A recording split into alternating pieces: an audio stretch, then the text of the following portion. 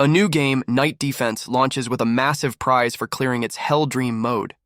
The reward is a life-altering 10 billion won for the first player to succeed. A young man stares intently, believing that money is his only way out. His desk is buried under textbooks, a clear sign of the immense pressure he's under. He sees the game as a path to escape his current life for good. Meanwhile, the news celebrates his father, the seemingly perfect Assemblyman Him Yui-soo. The media spotlight then shifts to the Assemblyman's son, a top student and rising star. This son, Him Ji-hoon, is portrayed as the perfect heir to his father's legacy. His face is now all over the internet, viewed by his classmates during school. The sudden fame brings unwanted attention, leaving Ji-hoon cornered and uncomfortable. A female classmate gets uncomfortably close, inviting Ji-hoon for a private chat.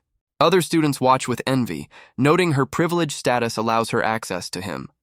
They move to a secluded alley, her sweet tone turning into something more demanding. The friendly facade drops as she, backed by a group of thugs, confronts him for money. Ji-hoon looks panicked, reminding her he already lent her a large sum just last week. One of the thugs grabs him, threatening to expose a secret about an illegal website he created. They trap him with twisted logic, claiming that since he made the site, he's an accomplice. The group closes in, taunting him with the idea of them all turning themselves into the police. Ji-hoon's eyes widen in sheer terror, realizing he's the one with everything to lose. His mind flashes to his father's pristine public image, now hanging by a thread. The girl leans in close, her sweet words a thinly veiled threat about how much she's counting on him. Her final plea hangs in the air, a manipulative trap designed to corner him completely. Later that night, Ji-hoon stands defeated before a closed door, his fists clenched with frustration. His hand trembles as he reaches for the handle, hesitating to face what lies beyond. He bursts into the room, his pent-up anger finally erupting from the day's events. A sudden voice stops him cold, and he freezes with a look of pure shock. He finds himself face-to-face with his father, whose cold gaze demands an explanation. The Assemblyman's face darkens, reminding his son that the election is just around the corner.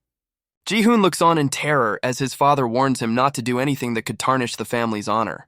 His father straightens his tie, impatiently demanding an answer from his silent, trembling son.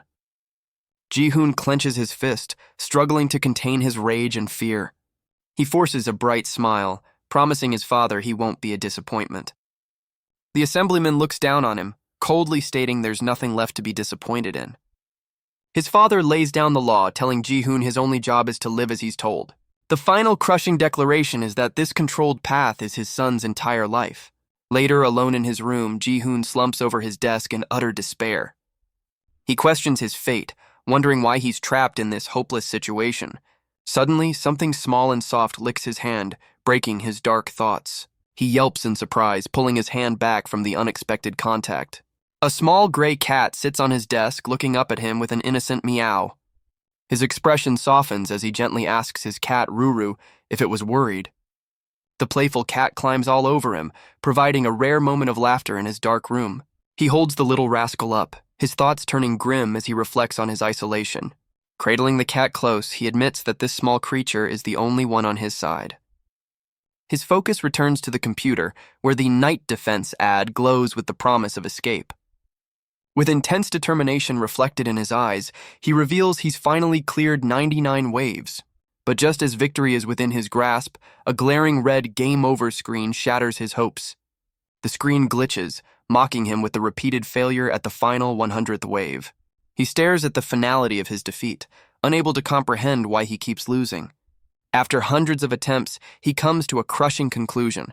The game was never meant to be cleared. A popular streamer loses his mind over the game's impossible difficulty as his chat explodes with outrage. Ji-hoon stares at his own screen with cold resignation, warning others away from the fraudulent game.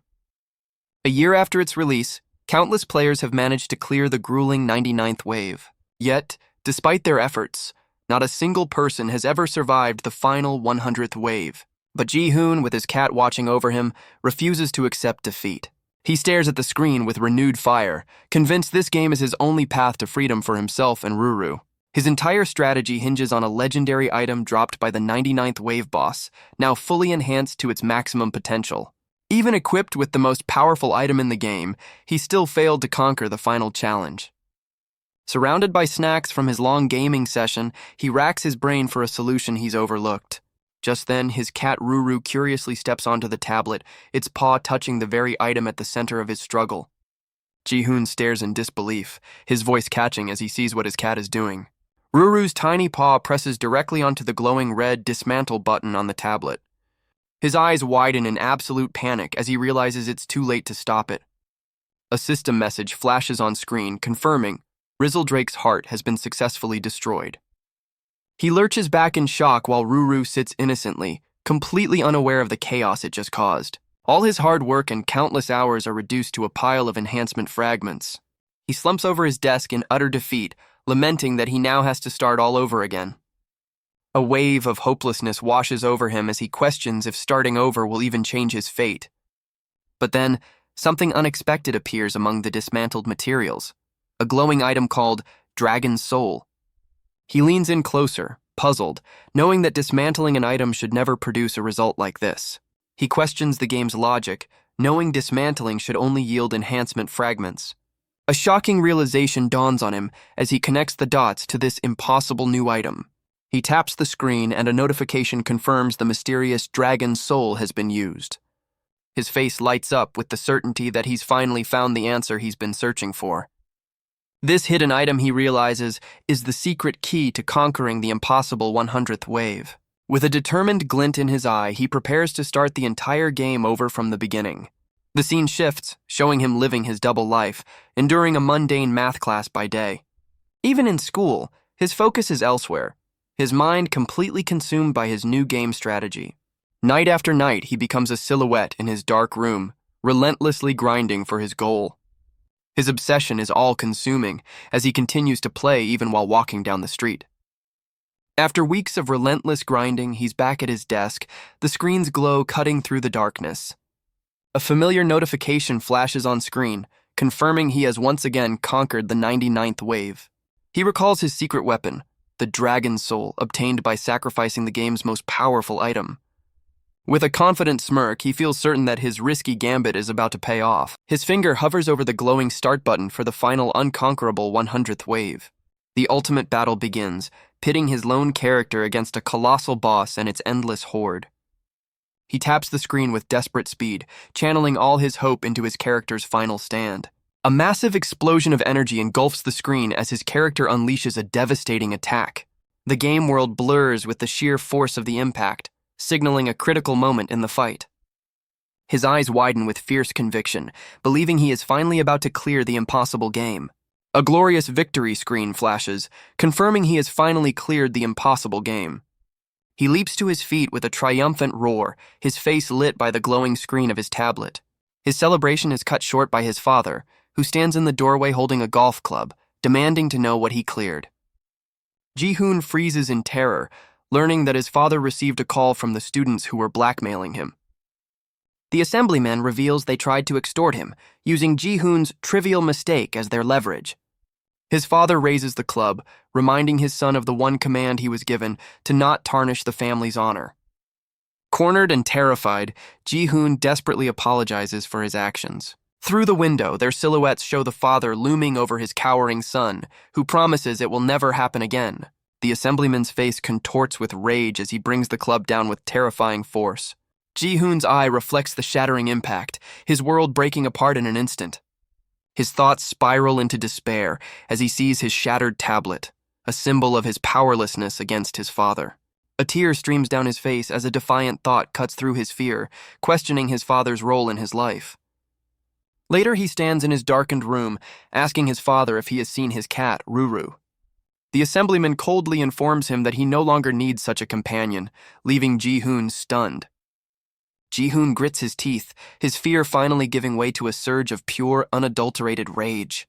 His father looms over him, golf club in hand, questioning his son's sudden change in expression. Ji-hoon's face contorts with fury and panic as he desperately demands to know where his cat is. His father's voice hangs in the darkness, offering a chilling and hollow reassurance. The assemblyman then delivers a devastating blow, revealing the cat's grim fate is tied to Ji-hoon's late mother. Ji-hoon's eyes widen in absolute horror, the cruel implication of his father's words shattering what little hope he had left.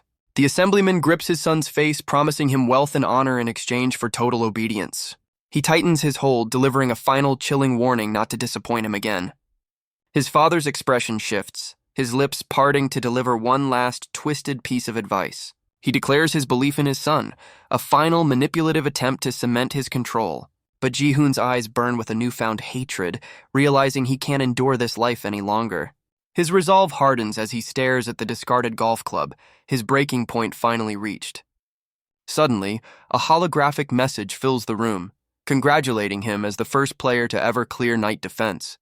Ji-hoon collapses in tears, believing the victory is meaningless now that he has nothing left to fight for. A new message glitches into existence on his shattered tablet, offering an unexpected invitation. The game invites him into its world as a blinding blue light erupts outside his window, changing everything. A brilliant column of light descends from the heavens, striking the heart of a vast medieval kingdom. Inside the castle, armored guards watch in awe as Ji-hoon appears, identifying him as their prophesied savior. He finds himself kneeling in a grand hall, surrounded by knights who recognize him as the legendary knight. A crowd of hopeful citizens erupts in cheers, their faces filled with relief at the sight of their rescuer. Ji-hoon looks up, feeling strangely detached and noting his tears have completely dried up. He processes this emotional void, feeling as though his feelings have been completely reset. A regal bearded man clears his throat, commanding the attention of the entire throne room. The king, seated upon his throne, formally asks if Ji-hoon is the legendary hero who has come to save them. Ji-hoon stares at the king, a sense of deep familiarity washing over him as he recognizes the man's face. He instantly recalls the game's pixelated opening, where that very same king asked the exact same question. The regal man on the throne formally introduces himself as King Bayless Jordia III. He explains that his kingdom is in crisis, with monsters overwhelming their forces on a bloody battlefield. His speech is cut short as a messenger bursts in, shouting that they're in grave danger. Ji-hoon watches with a detached expression, already knowing the kingdom's lore and current predicament. The frantic messenger whispers the urgent news directly into the king's ear. He recalls the game's pixelated intro, recognizing this moment is playing out exactly the same way. With the situation escalating, the king decides to cut his formal address short. A system window materializes, prompting him to accept the king's offer to become the knight commander. Unsure if this is reality or a dream, he prepares to make his one and only demand. With a determined look, he formulates his first request, 1,000,000,000 won. He flashes back to his life with Ruru, concluding that everything he fought for is now worthless. The court murmurs in confusion, questioning his strange demand and unimpressive appearance. The king dismisses the monetary request, offering to grant any desire if Ji-hoon accepts his role. Ji-hoon stands silently processing the king's incredible open-ended promise. His eyes widen as the weight of the king's offer, the power to have anything, truly sinks in. The king's tone shifts, reassuring him that all he needs to do is follow orders. Those words trigger a visceral, horrified reaction, sending a chill down his spine. His mind flashes back to his father's menacing glare and a similar chilling promise of wealth and honor. He relives the terrifying memory of his father's hand gripping his face, demanding absolute obedience. The traumatic memory of his father's control floods his vision, paralyzing him with fear. The king's face merges with his father's, both offering the same twisted promise of control disguised as belief. Ji-hoon finally snaps, his face contorted in a furious roar as he rejects their demands. The king watches in stunned silence, completely unprepared for such a defiant outburst. He realizes that everywhere he goes, people only see him as the son of a powerful man, a tool to be used. His mind flashes back to the manipulative classmates who tried to exploit his position for their own gain. He remembers how even his own father used him as a pawn, a perfect son to polish his public image. Ji-hoon questions if this new world is any different, offering him another gilded cage as the legendary knight. The entire court gasps in disbelief, utterly confused by their supposed savior's sudden rejection. He turns away, coldly dismissing the king's offer of wealth and fame. The king's expression hardens as Ji-hoon declares he has no need for any of it. With a look of pure contempt, he condemns them all and reaches for the system window. His finger decisively presses the glowing red decline button, sealing his choice. The king and his advisor stare in utter disbelief, unable to comprehend their savior's refusal. The system window shatters as a red glint in Ji-hoon's eye reflects his unbreakable resolve. He recalls the game's original story, where monsters would eventually overwhelm the kingdom. In that timeline, the player was destined to fail, leading to the kingdom's inevitable fall. This was supposed to be the tragic end of the story, but his choice has changed everything. A new system message glitches into view, confirming his rejection of the human faction. The game then grants him an unprecedented opportunity, the power to choose a new side. A hidden route unlocks before him, offering the chance to join the monster faction and rewrite his destiny. Ji-hoon's mind races as he connects the dots, realizing a monster faction in a defense game flips the entire script. He understands that from the monster's perspective, the game was never about defense. Instead, it was always about a full-scale invasion to destroy the kingdom. The king's face darkens, warning that every choice carries a heavy price. He turns to the stunned court, demanding their full attention for his next decree. With a furious expression, the king officially revokes Ji-hoon's title as the legendary knight. He declares Ji-hoon an enemy of the state for humiliating the crown and endangering the people. As the king rallies his knights, a system window prompts Ji-hoon to accept his new path with the monster faction. The enraged king gives a final, chilling order for his knights to execute the traitor on the spot. Ji-hoon lowers his head, reflecting on a lifetime of endurance that has finally reached its breaking point. The royal knights close in, their weapons poised to strike him down. With his face shrouded in shadow and eyes glowing red, he meets their aggression with chilling calm. He grits his teeth, finally done holding back a lifetime of suppressed fury. A sudden, violent outburst erupts in the throne room, sending the knights reeling in shock. The king can only stare in wide-eyed disbelief as the situation spirals out of his control. A system notification confirms his choice is complete as a monstrous shadow forms around him. New powers flood his being, granting him abilities that transcend human limits and align him with monsters. The system then reveals the ultimate objective tied to his new allegiance.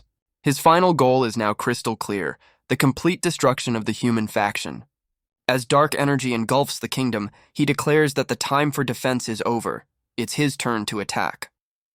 A system message announces the first wave is about to begin as a horde of monsters gathers for the attack. A 10-minute countdown starts, ticking away the final moments of peace before the invasion. The game then reveals the ultimate objective for his new allegiance. His mission, framed by his own determined face, is the complete annihilation of the human faction. A new notification details the incredible reward for achieving this goal. He learns he can take one item from this world back with him. The final prize is a return to his original world, a possibility he hadn't considered. His mind flashes back to a cherished memory of his mother bringing home his cat, Ruru. A profound realization hits him. This is his chance to go back to that happier time. Back in the present, he unleashes a wave of dark energy, effortlessly repelling the charging knights. The knights reel back, stunned by the sudden explosion of ominous energy. The king watches from his throne, questioning if the monstrous form before him can even be called human anymore. His advisor notes that an energy unlike anything he's ever witnessed is radiating from Ji-hoon. Ji-hoon realizes that while choosing a faction is new, the game's core progression should remain the same. A system window confirms his theory, presenting him with his first main quest as a member of the monster faction. He calmly assesses the situation, recognizing that the game is unfolding just as he predicted. Based on his knowledge, he anticipates receiving the standard starting reward, a powerful S-rank knight summon. But instead of a knight, a mysterious dark egg materializes before him, catching him completely off guard. A new notification clarifies that his faction choice has changed the reward to an S-rank random monster egg. He wastes no time, immediately accepting his new monstrous companion. The summoning erupts in a blinding flash, sending the royal knights flying. From the chaos, a dark and menacing form begins to coalesce from swirling shadows. The guards stare in horror, realizing a powerful entity has just been brought into their world. Ji-hoon's eyes widen in disbelief, recognizing the name of the legendary monster he's just summoned. He recalls its identity, the ultimate boss from the game's infamous 99th wave. The fearsome cold-blooded dragon, Rizzledrak, is revealed in all its terrifying glory. He knows that summoning this beast at full power would mean the immediate end of the human kingdom. But instead of a colossal monster, a tiny, adorable dragon hatchling pops into existence. Ji-hoon is utterly stunned, realizing the legendary dragon has been summoned as a level 1 baby. The little creature looks up at him with wide, innocent eyes, completely unaware of its own fearsome potential. The tiny dragon affectionately licks his hand, a gesture that feels startlingly familiar. He stares in disbelief, the name of his lost cat, Ruru, forming on his lips. As the creature floats, a system window announces he's gained a new skill, Eye of the Overlord. He quickly learns this passive ability allows him to see the hidden stats of monsters and items. The knights dismiss their initial fear, rallying to attack what they see as just a small monster. With a unified command, the entire royal guard charges toward him and his tiny companion. Ji-hoon's resolve hardens, deciding it no longer matters whether this is a dream or reality. His eye glows with a menacing purple light as a system window confirms his target is designated. He activates Eye of the Overlord, focusing the skill on the only ally he can rely on. The scan reveals the hatchling's first ability, Dragon Breath, confirming it's his key to survival. He commands his new companion, Rizzledrag, to unleash its power. The royal knights swarm him, their weapons raised for the final blow. With a desperate shout, he orders the hatchling to use its dragon breath. The tiny dragon gathers a sphere of dark, destructive energy in its mouth. A charging knight freezes, his face illuminated by the impending blast. Someone in the court watches in absolute horror as the attack is unleashed. A devastating beam of red energy erupts, tearing through the throne room and its occupants. The destructive blast rips through the castle and streaks across the sky over the kingdom. A massive piece of the castle wall plummets toward the unsuspecting citizens below. Ji-hoon stands with his dragon in the ruins, gazing out at the world through the hole they just created. Ji-hoon stares at the chaos he's created, a flicker of surprise on his face at the sheer scale of the destruction. The surviving courtiers are in disbelief, one of them pointing out the entire palace wall was just obliterated. Others recoil in terror, calling him a demon and questioning what kind of monster he could have possibly summoned. A dark smirk forms on his lips as he realizes conquering this world might be far easier than he ever anticipated. He recalls the ultimate prize, certain that completing his mission will allow him to return home with any item he desires.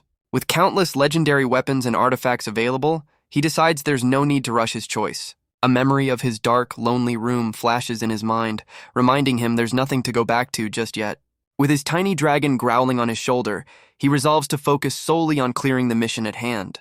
The king's voice booms across the ruined hall, addressing Ji-hoon with a cold, formal title. His face grim and resolute, the king prepares to deliver a new, chilling proclamation from his throne. With his dragon growling, Ji-hoon vows to bring destruction, all for the sake of his reward. A shadow of doom falls over the sprawling kingdom as the sky darkens with smoke and chaos.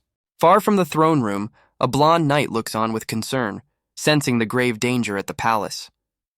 The king grits his teeth in desperation, urging his forces to hold on just a little longer. Meanwhile, a red-cloaked warrior with a spear sprints through the corridors, rushing to protect her king. Ji-hoon stands calmly amidst the destruction, asking his tiny dragon to prepare another powerful blast.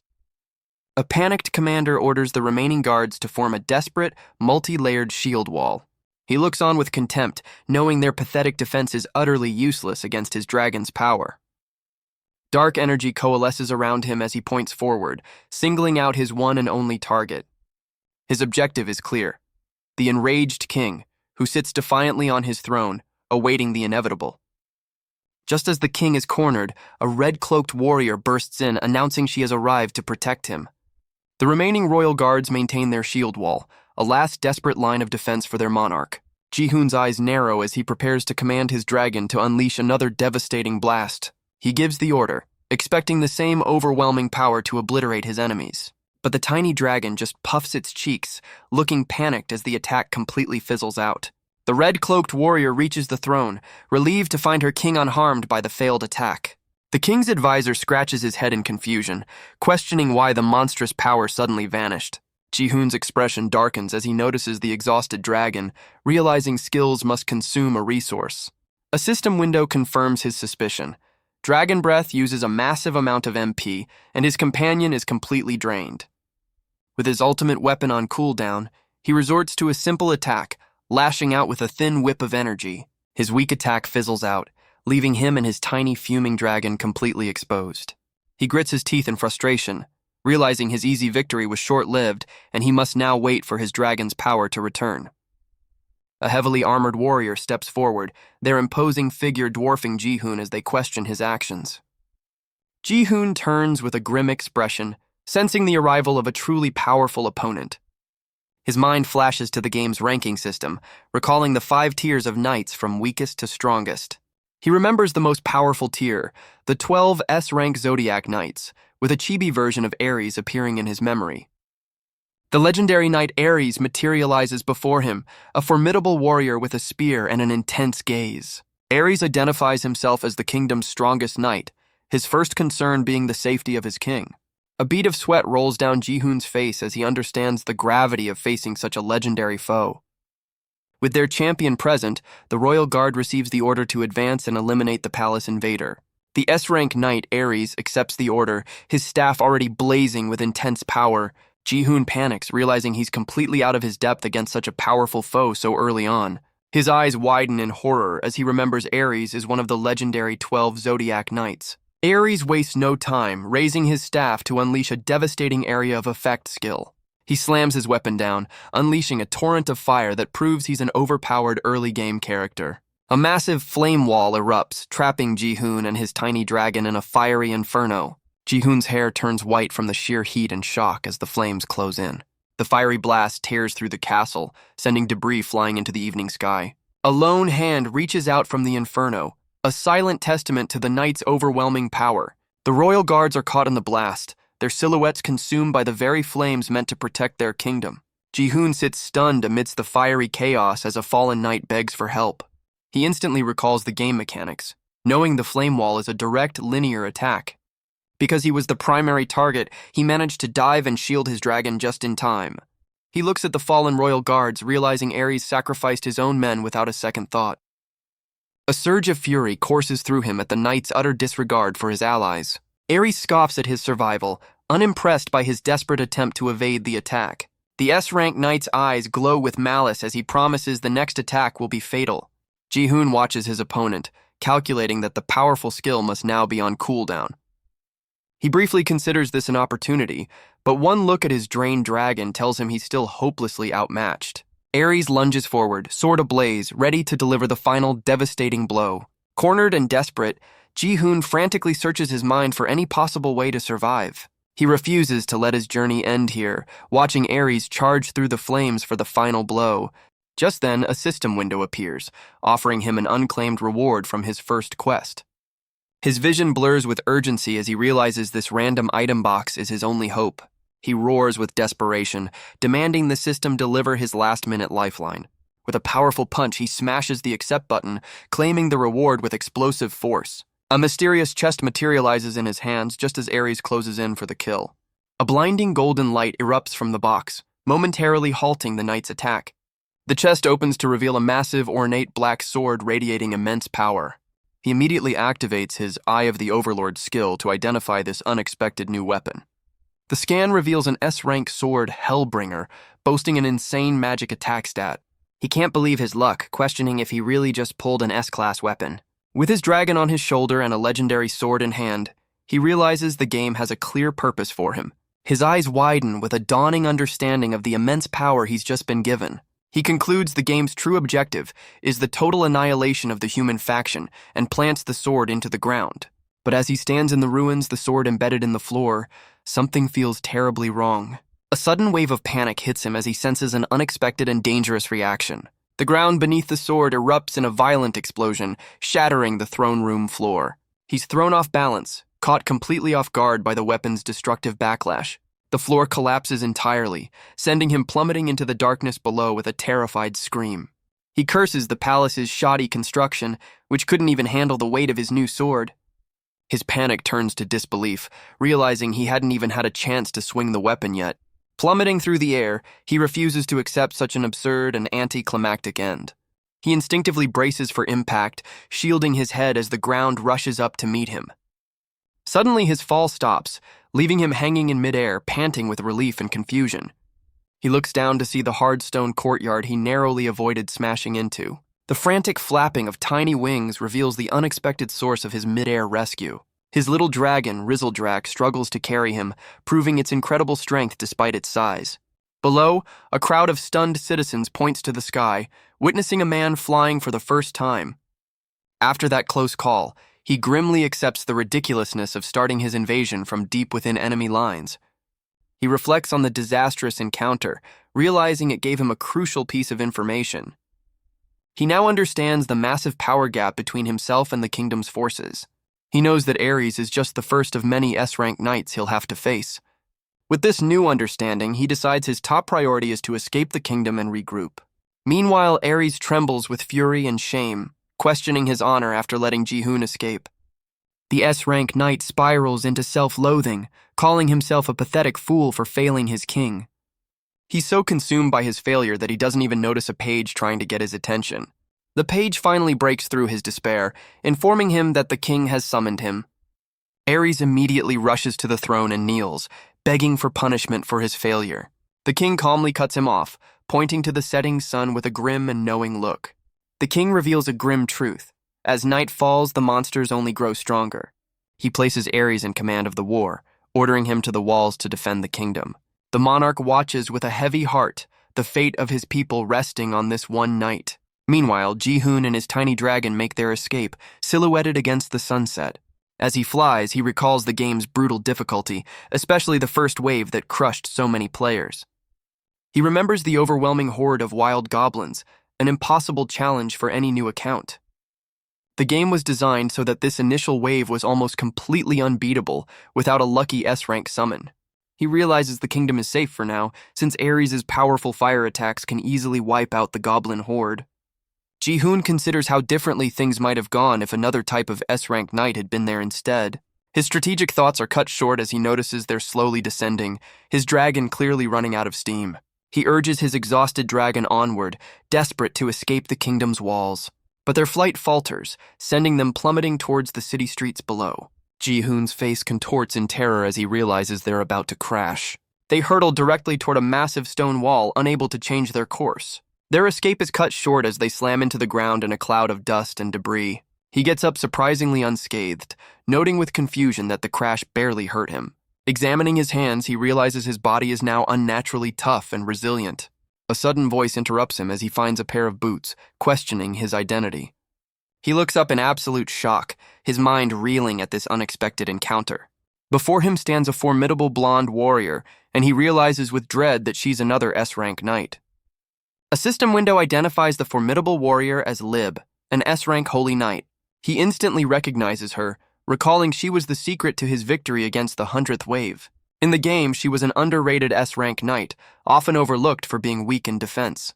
But combined with the dragon's soul, she was the only one who could defeat the final boss. The knight draws her sword, repeating her demand for him to identify himself. He smirks, knowing he's the only person in this world who understands her true potential. She presses her blade closer, surprised when he addresses her by name. He thinks back on his countless failures, all leading to his discovery of her hidden value. Lib is taken aback as he confirms she was once the cornerstone of his entire strategy. But with his allegiance now changed, he realizes his former key to victory is now just another enemy to be destroyed. She decides he's a primary threat that must be eliminated on sight. Meanwhile, under a darkening sky, the first wave of the monster invasion begins to stir. A vicious goblin with glowing red eyes signals the start of the attack. On the castle walls, terrified soldiers spot the approaching horde, their initial defenses already failing. An overwhelming swarm of goblins crashes against the kingdom's main gate. A volley of arrows rains down, but it's not enough to stop the relentless tide of monsters. The defenders resort to throwing stones as the goblins begin scaling the massive walls. From above, the sheer scale of the invasion is revealed as the kingdom's defenses are completely overrun. A panicked commander desperately calls for his superior, realizing they won't last much longer. A subordinate brings a sliver of hope, announcing that the legendary knight Ares is on his way to the battle. Amidst the chaos, Lib confronts him, demanding to know his identity. She warns him that his silence will force her to make a grim judgment call. Ji-hoon coolly assesses the situation, knowing he can't defeat the strongest close combat knight. He decides that a strategic retreat is his only viable option for survival. He puts on a disarming smile, trying to pass himself off as a lost, helpful citizen. His innocent act is completely shattered when his tiny dragon pops out with a fierce roar. Lib's eyes narrow with suspicion as she immediately identifies the creature as a monster. Ji-hoon panics, realizing his cover is blown at the worst possible moment. Now viewed as an accomplice, he considers flying away on his dragon to escape. But he knows it's a losing battle, as Lib would cut him down before he could even get off the ground. He quickly hides behind the knight, feigning confusion to sell his innocent act. Lib falls for it, stepping forward to protect the helpless citizen from his own tiny dragon. The little dragon looks up with wide, harmless eyes, playing its part perfectly. Lib's expression hardens with suspicion, not entirely convinced by the creature's innocent facade. Rizzledrak doubles down on the cuteness, adding sparkles for maximum effect. The S-rank knight is completely flustered by the adorable display as Ji-hoon mentally notes her weakness. Suddenly, a massive explosion rocks the distant castle wall, signaling the escalating invasion. The blast startles them both, but Ji-hoon sees it as the perfect distraction to make his escape. On the chaotic battlements, soldiers scramble as their own defenses seem to backfire spectacularly. When the dust settles, Lib finds herself alone, realizing her charge has vanished in the confusion. A soldier rushes to Lib, finally locating her amidst the city's chaos. Her attention snaps to the main gate as she realizes the true scale of the invasion. The massive wooden gate trembles violently, threatening to splinter under a relentless assault. Behind the gate, a line of soldiers braces for impact, their faces pale with fear. Huge cracks spread across the wood, signaling that their last line of defense is about to fail. Lib strides forward with 2 swords, ordering her troops to drop their bows and prepare for a melee. Outside, the goblin horde completely overwhelms the gate's defenses, ignoring the arrows from above. A hulking monster winds up for another devastating blow with a massive spiked club. Lib and her soldiers stand firm, a small but determined force against the inevitable breach. The soldiers grip their swords, their expressions a mix of terror and resolve as they await the coming storm. The massive gate finally splinters under the force of a spiked club. Lib raises her glowing sword, preparing her soldiers for the inevitable breach. A hulking monster roars in triumph as it smashes through the last of their defenses. The monster horde floods the city square, a tide of chaos overwhelming the kingdom's forces. Ares arrives on the scene, staff in hand, annoyed that the battle started without him. Lib looks on in surprise, questioning the S-rank knight's sudden appearance. Ares' face contorts with rage as he learns the main gate has already fallen. He internally seethes at the incompetence of the soldiers under his command. Without hesitation, he unleashes a massive pillar of fire directly into the fray. The entire goblin horde is instantly engulfed in a devastating inferno. Ares stands amidst the flames, his expression one of cruel satisfaction as he watches the monsters burn. From a safe distance, Ji-hoon watches the burning kingdom, recognizing the tide of battle has turned. He reflects on his past life, where he was the only player to ever stop 100 waves of monsters. But now his objective is flipped. He must destroy the human faction within that same 100-wave limit. His tiny dragon companion looks up at him, a familiar and comforting presence in this new world. He gently pets the creature, his resolve hardening with the thought of returning to a happier time. As rain begins to fall, the little dragon looks up, a small moment of peace before the storm. Ji-hoon holds his companion close, making a silent promise for their future. He vows that the next time he returns to this kingdom, things will be very different. Meanwhile, back at the gate, the human soldiers erupt in cheers, celebrating their victory over the first wave.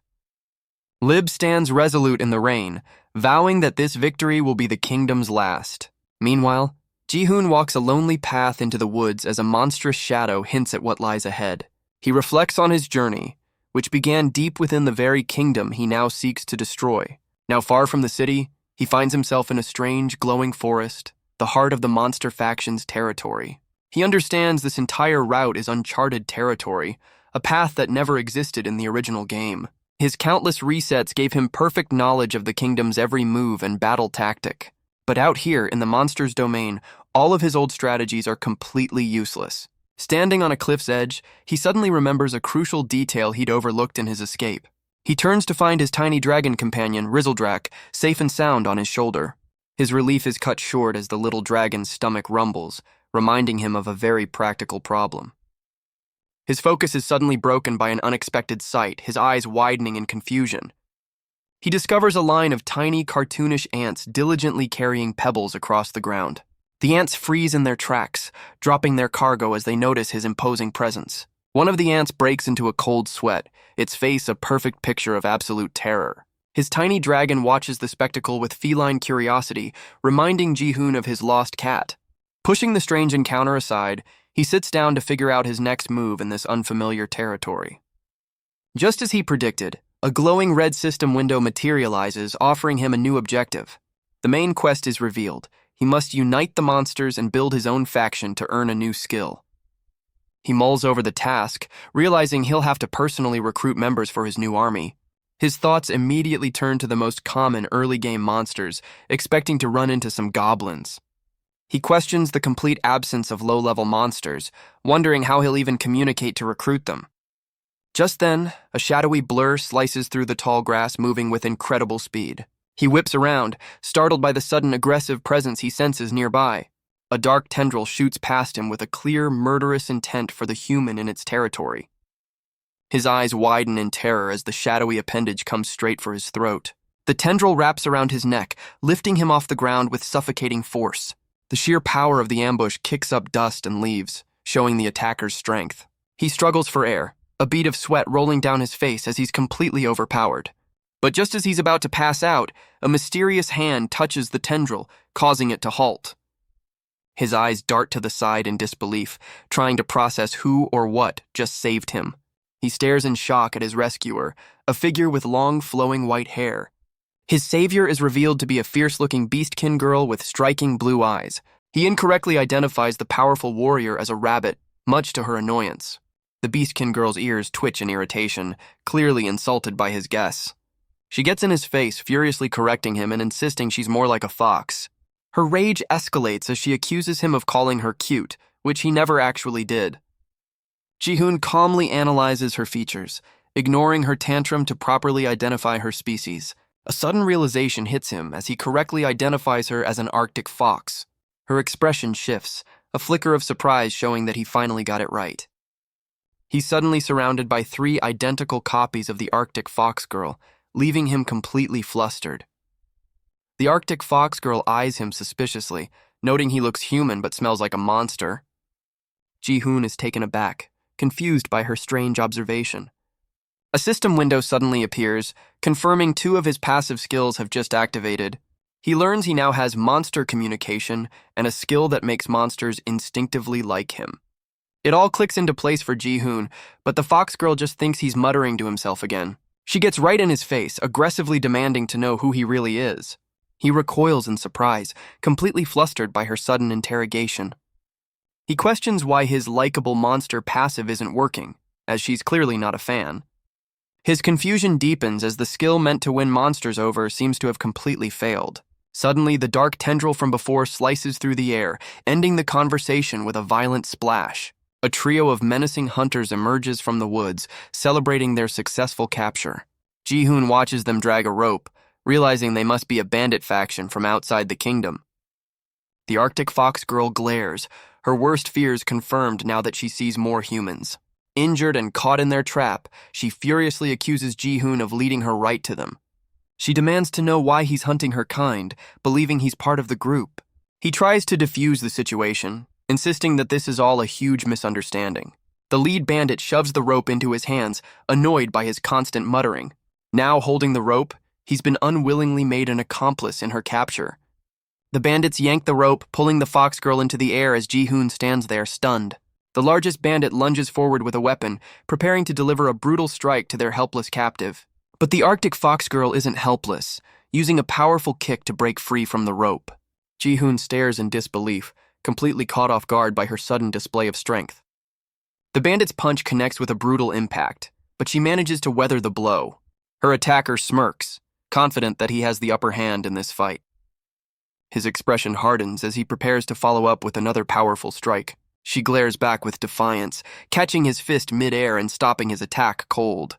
With a swift motion, she twists his arm and lands a powerful spinning kick to his side. The bandit's eyes widen in pure shock, realizing he severely underestimated his captive. She finishes her counterattack with a devastating axe kick, slamming him into the ground. While one bandit panics, their leader watches calmly, completely unfazed by the turn of events.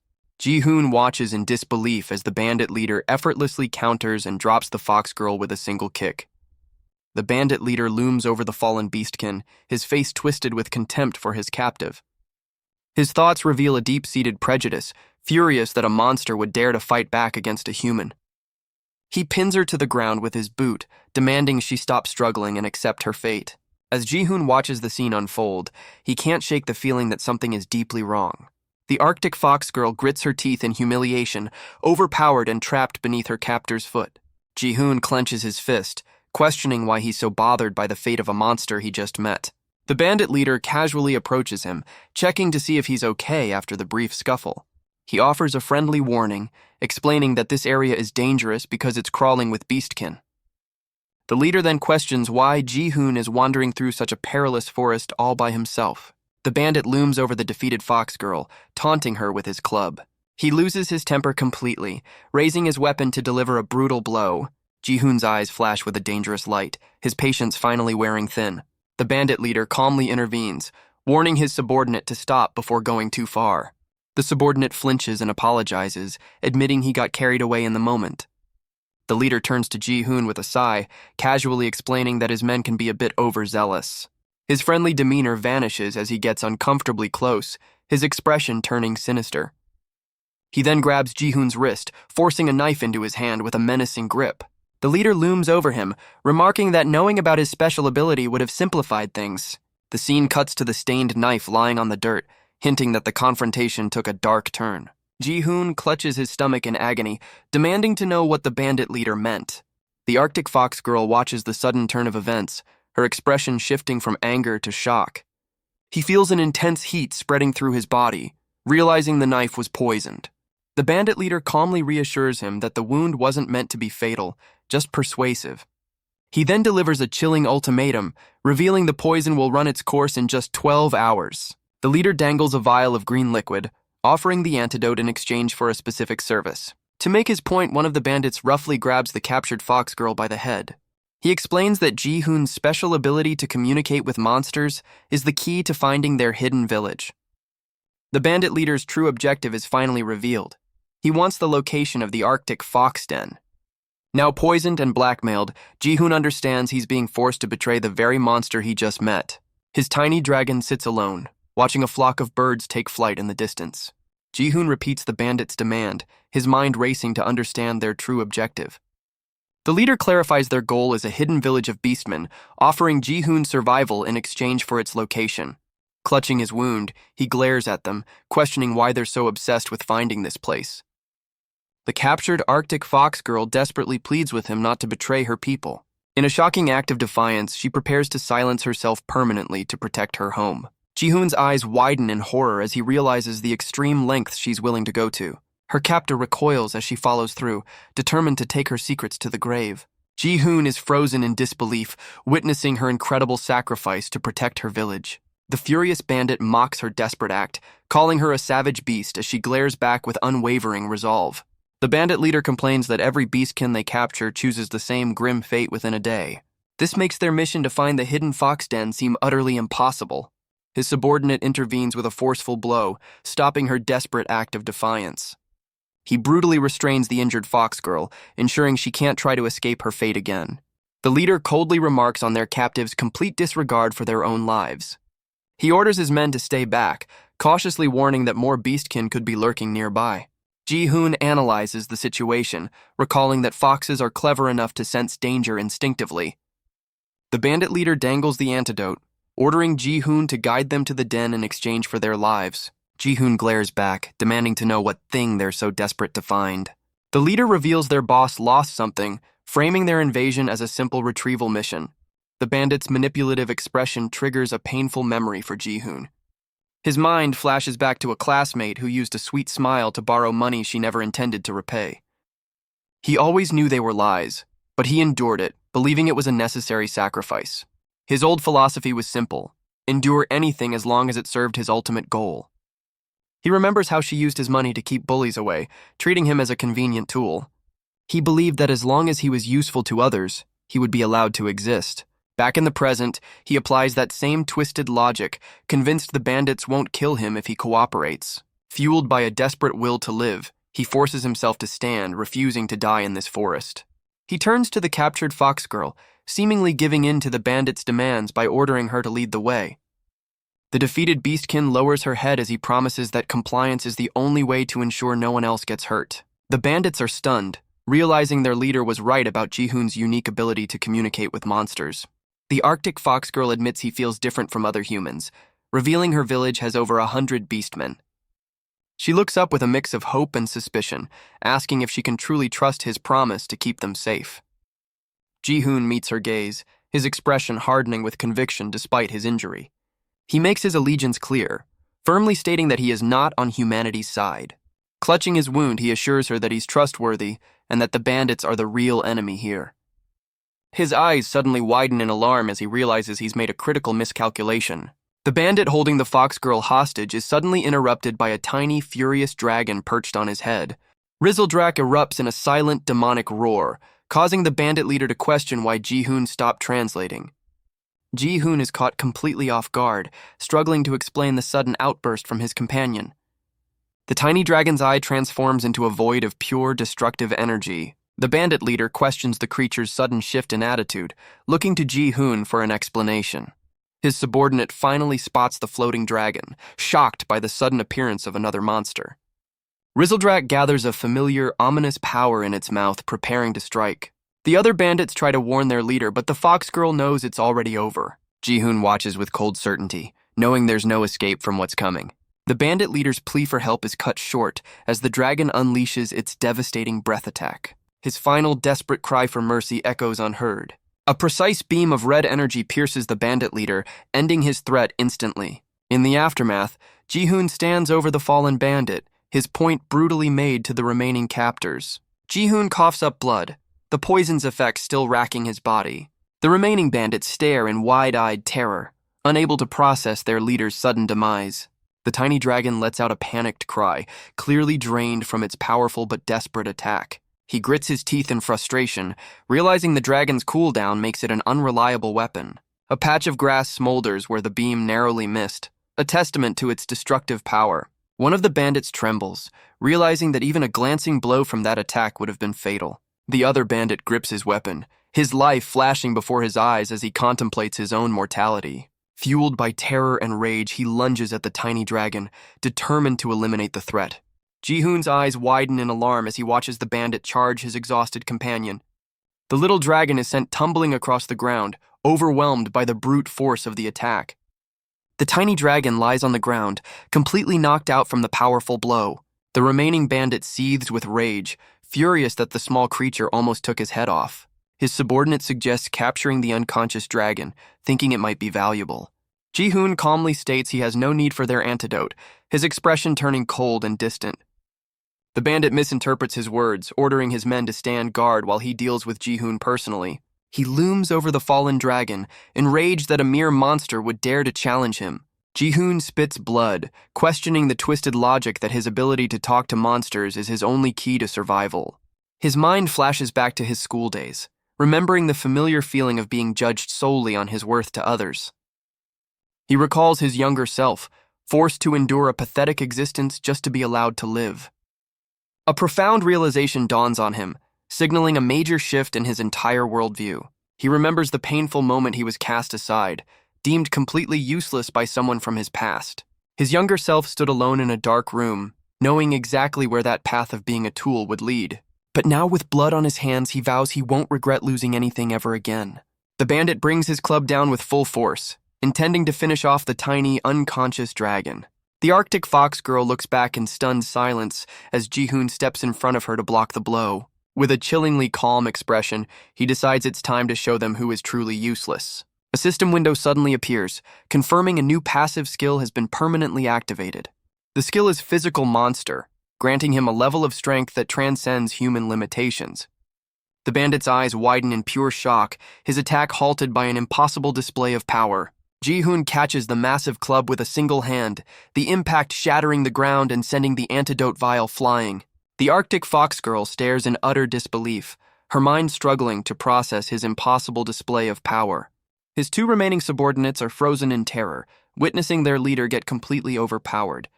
With a single, decisive move, Ji-hoon sends the bandit crashing to the ground, utterly defeated. He stands over his fallen foe, a silent and imposing figure who has just flipped the entire power dynamic. As the antidote shatters on the ground, the remaining bandits wisely decide to flee for their lives. The fox girl watches him, baffled by his strength when she knows he should be succumbing to the poison. Her suspicion grows as she realizes this human is far more than he appears to be. Ignoring his own injuries, Ji-hoon immediately kneels to check on his fallen dragon. He gently cradles the tiny creature, moved by its desperate attempt to protect him. Even while unconscious, Rizzledrak nuzzles against him, a low growl of affection rumbling in its chest. He looks down at his dragon, the creature's loyalty reminding him of someone from his past. His mind flashes back to his cat, Ruru, who was a constant source of comfort and strength. He remembers the long, lonely nights of gaming, with his cat as his only companion. Back in the present, he looks at the injured dragon and makes a solemn vow to protect it. With a bloody but determined smile, he reaffirms his promise, ready to face any threat for his new friend. The remaining bandits, however, are not ready to give up just yet. One of them tries to intimidate him, threatening him with the wrath of their powerful boss. Ji-hoon simply meets their threats with an icy, unwavering glare that promises retribution. His cold intensity is more than enough to shatter their remaining courage.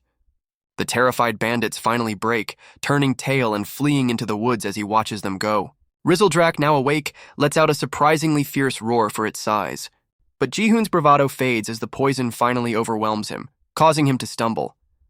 He collapses face first onto the ground, the Arctic fox girl watching in stunned silence. Her expression shifts from suspicion to alarm as she realizes he's truly in danger. The little dragon frantically tries to wake him, nudging him with concerned chirps. Lying on the dirt, Ji-hoon's vision fades as he wonders if this is how his journey ends. His panicked dragon looks on, terrified of what will happen if its master doesn't get up. As he loses consciousness, his mind drifts to a painful memory of his mother in a hospital bed. His thoughts darken, focusing on the person he blames for his family's suffering. The memory shows his younger self, clenching his fists in helpless frustration by her bedside. The memory concludes with his younger self seething over a broken promise from someone who never came. His eyes flutter open, a warm light pulling him back to consciousness. He finds himself in a dimly lit cave, completely disoriented and unsure of where he is. The Arctic fox girl supports his weakened body, warning him not to move as he questions why she saved him. She carries him on her back through the winding cave, a lone torch lighting their path to safety. They emerge into a hidden village where the beastkin residents are shocked to see her return with a human. A crowd of rabbit-like villagers gathers, murmuring with suspicion about the human in their midst. Despite their caution, some of the villagers feel an unexplainable sense of trust towards him. Lying in a hut, he's watched by the curious villagers who wonder when he'll wake up, unaware the poison has been cured. He's actually been awake the whole time, but he's too mortified by the audience to even consider getting up. The Arctic fox girl tries to disperse the curious crowd, asking them to give their guest some privacy. A new voice cuts through the chatter, questioning why a human would save one of their own. Ji-hoon's eyes snap open, a flicker of recognition crossing his face as he hears the familiar voice. A regal beastkin woman with a golden headpiece reveals she knows he's been awake the whole time. She explains the villagers' curiosity, noting that while he looks human, he doesn't carry their scent. Now sitting up, Ji-hoon is flustered as the Arctic fox girl confirms his strange monster-like aura. He examines his hands, suddenly realizing the poison's debilitating effects have completely vanished. The fox girl casually mentions they used a village antidote, prompting him to question where he is. His expression hardens as he processes this new information, a grim realization dawning on him. A flashback reveals the fox girl's terror, knowing that leading the bandits here would have doomed her entire village. He remembers her desperate attempt to silence herself, a grim reminder of her initial distrust. He questions why she would save him after being so wary of him just moments before. The Arctic fox girl turns away, explaining it's because he's a human who doesn't smell like one. The regal beastkin confirms this, but Ji-hoon presses, sensing there's more to the story. She pauses, her expression softening as she recalls another, more important reason.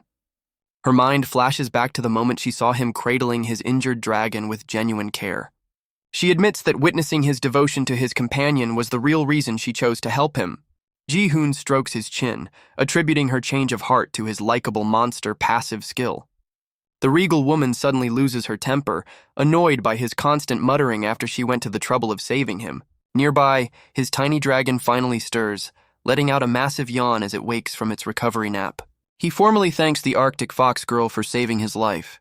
The tiny dragon's eye snaps open, fully recovered and alert. He bows deeply in gratitude, but she insists such a formal gesture isn't necessary. Flustered, she tries to downplay her actions, suggesting they're even since he helped her too. Ji-hoon's attention shifts to his companion, a name finally coming to mind after hearing its cry. The newly named Rizzledrak leaps into the air, overjoyed to be reunited with its master. He happily cuddles the affectionate dragon as the fox girl curiously repeats its name. Deciding it's time for proper introductions, she prepares to share her own name. Her introduction is cut short by another villager, who reveals her name is Rhea, and that the chief has summoned them both. The scene transitions to a bright, clear sky, signaling their journey to meet the village leader. Ji-hoon looks around in awe, finally seeing the legendary beastfolk village for himself. Rhea explains their village, Warren, was once a rabbit settlement, but is now a sanctuary for all displaced beastkin. As they walk, a villager checks on Rhea's injury, noting her unusually somber mood. A massive bull-like beastkin stops them, sternly warning Rhea about the dangers of the human forest. The bull beastkin watches them leave, his expression filled with concern for Rhea's safety. Ji-hoon observes how deeply the villagers care for her, and she quietly confirms it. He finally asks why she seems so down, but his question only seems to startle her. She suddenly explodes with frustration, catching him completely off guard with her sudden outburst. Rhea furiously demands to know if his name is Hey, since he hasn't bothered to ask for hers. She crosses her arms, clearly irritated by his lack of basic courtesy. Caught off guard by her outburst, Ji-hoon finally introduces himself. He awkwardly gives his full name, Kim Ji-hoon, guessing it must sound strange here. She responds by reciting her incredibly long and formal name, leaving him utterly confused. After clarifying it was her name, she turns to a concerned villager, asking about her injury. Rhea happily reassures the villager she's healed, while Ji-hoon privately notes how odd her name is. He realizes her entire mood shifted for the better, simply because she got to introduce herself. He takes a moment to look at the sky, contemplating his new surroundings and allies. As they arrive at a beach, a system window confirms his main quest is to unite the monsters, starting with this village. Rhea impatiently calls out to him, reminding him of their appointment with the village chief. He watches her skip ahead, deadpanning as he wonders why she demanded his name only to keep calling him Hey. Ji-hoon reluctantly follows Rhea, his mind still on the monumental task of uniting the monster faction. They're greeted by the village chief, an elderly rabbit beastkin who cheerfully announces his retirement. Both Ji-hoon and Rhea are left speechless, completely blindsided by the chief's sudden declaration. Rhea frantically tries to stop the chief as he begins to walk away, leaving them in charge. The chief calmly states he's too old for the job, ignoring Rhea's protest that Ji-hoon is a complete stranger. She argues that handing over the village to a newcomer based on a dream is completely insane, but the chief is resolute. Her pleas fall on deaf ears as the chief walks away, leaving her to fume over his irreversible decision. Ji-hoon, however, remains silent, calmly processing this unexpected and absurd promotion. The scene then flashes back to a few moments earlier, revealing the context for this bizarre situation. The chief explains to them that he has prophetic dreams, and they have a habit of becoming reality. The chief reveals his dream foretold that Ji-hoon alone is destined to save their village. A system window confirms his new main quest: unite the monsters and build a faction. He connects the dots, realizing the chief's prophecy is directly tied to his quest. The phrase "save the village" sinks in, making him realize this peaceful sanctuary is in imminent danger. His mind flashes back to the bandit leader's words about retrieving a lost item for their boss. A cold sweat breaks out as he understands the bandits are the threat the chief's dream warned about. Snapping back to the present, he urgently calls out to Rhea to get her attention. He asks a crucial question, worried that she might have been followed back to their hidden home. Rhea confidently explains their village, Warren, has remained undiscovered thanks to its secluded location. She begins to explain the specific reason their village has always been safe from outsiders. She explains their village is naturally fortified by an impassable mountain range and a vast ocean. Rhea clarifies there's only one other way to enter their hidden sanctuary without scaling the cliffs. The secret entrance is a network of tunnels originally dug by the rabbit beastkin. Its complex maze-like structure makes finding the path to Warren nearly impossible for outsiders.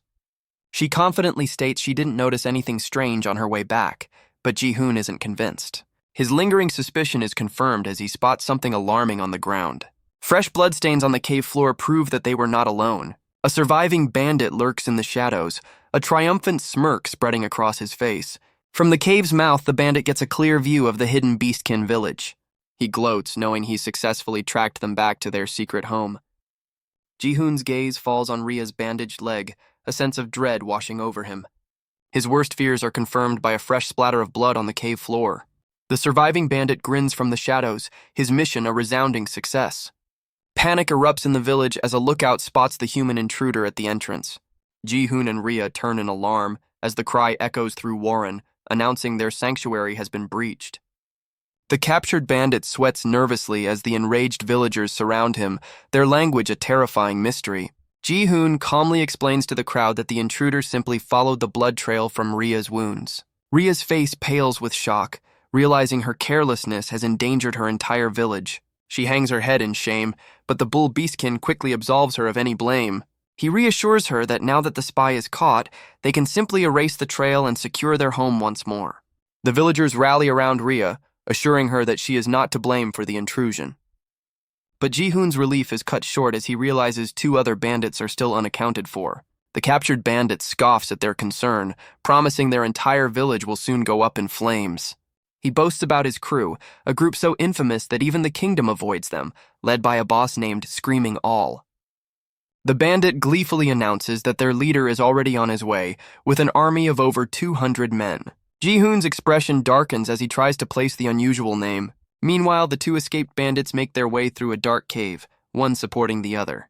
The injured bandit grits his teeth, muttering the name of their boss as he stumbles forward. He suddenly points ahead, demanding his companion avenge him for the humiliation he suffered. A massive, horned figure emerges from the shadows, its glowing eyes fixed on the two subordinates. The escaped bandit frantically reports to his boss, announcing he's successfully located the secret entrance. His leader, the infamous Screaming All, sits on a stone throne and calmly praises his subordinate's success. With a cruel smile, the boss confirms that their forces are already mobilizing to attack the den. The subordinate grins, reveling in the fact that their infiltration mission was a complete success. Back in the village, the captured bandit smugly reveals he wasn't the only spy and that this was all part of a larger plan. Meanwhile, the other two bandits are seen fleeing, with one trying to convince his injured partner to stop. The injured bandit refuses to retreat, his expression hardening with grim determination. He declares that their moment has finally arrived, hinting that their mission is far from over. The captured bandit addresses the entire village, gleefully announcing that their doom is imminent. Rhea stares in confusion, completely baffled by the prisoner's confident and terrifying proclamation. Rhea calls out to Ji-hoon, her face a mask of panic as he remains stoic. He calmly confirms their worst fears, stating the bandits know their location and are on their way. The full weight of the situation crashes down on Rhea, her eyes wide with terror. Ji-hoon's expression shifts as he finally places the name Screaming All from his past life. His mind flashes back to the game, where players leveled up knights by defending against monster waves. But he remembers that grinding levels alone was never enough to survive the game's brutal difficulty. To overcome this, the game introduced a secondary system centered around adventurers. Players would form parties of knights and send them on missions to clear different stages. Completing these stages rewarded players with crucial items and gold to strengthen their forces. These missions spanned a massive world map, from Goblin Forest to the Demon King's lair, across 100 stages. He recalls his past life, admitting he doesn't remember every detail, but the final part of Stage 110 stands out. The game map shows that stage was Screaming All's hideout, a village hidden behind a rocky hill. He remembers that while he skipped most of the lore, he's certain about one crucial detail. A grim realization hits him. The Beastkin village, Warren, never existed as a stage in the original game. According to the game's lore, the location where Warren now stands was destined for a fiery end. The memory is clear. This place is fated to be completely destroyed. Back in the present, the captured bandit smirks, deciding to make a desperate offer to the villagers. He begs for his life, promising that anyone who helps him will be spared by his boss. Ji-hoon knows the Beastkin can't understand the words, but the bandit's desperate plea is planting seeds of fear. The terror spreads through the crowd, seeping into their hearts and shaking their resolve. The villagers' faces fill with dread as the bandit's words sink in, a young Beastkin clinging to his mother in fear. Rhea is crushed by guilt, believing her mistake has doomed her entire village. Ji-hoon knows that if things continue this way, the Beastkin are facing total annihilation. The captured bandit continues his tirade, promising that Warren will soon become their new base of operations. With his face cast in shadow, Ji-hoon makes a silent vow to prevent that from ever happening. The bandit's taunts follow Ji-hoon, who has already decided Warren's true purpose. He looms over the captive, informing him that this village will be the heart of his new monster faction. Ji-hoon clenches his fist, his patience for the bandits' threats completely exhausted. He declares that this place will become their stronghold, a bastion for his new army.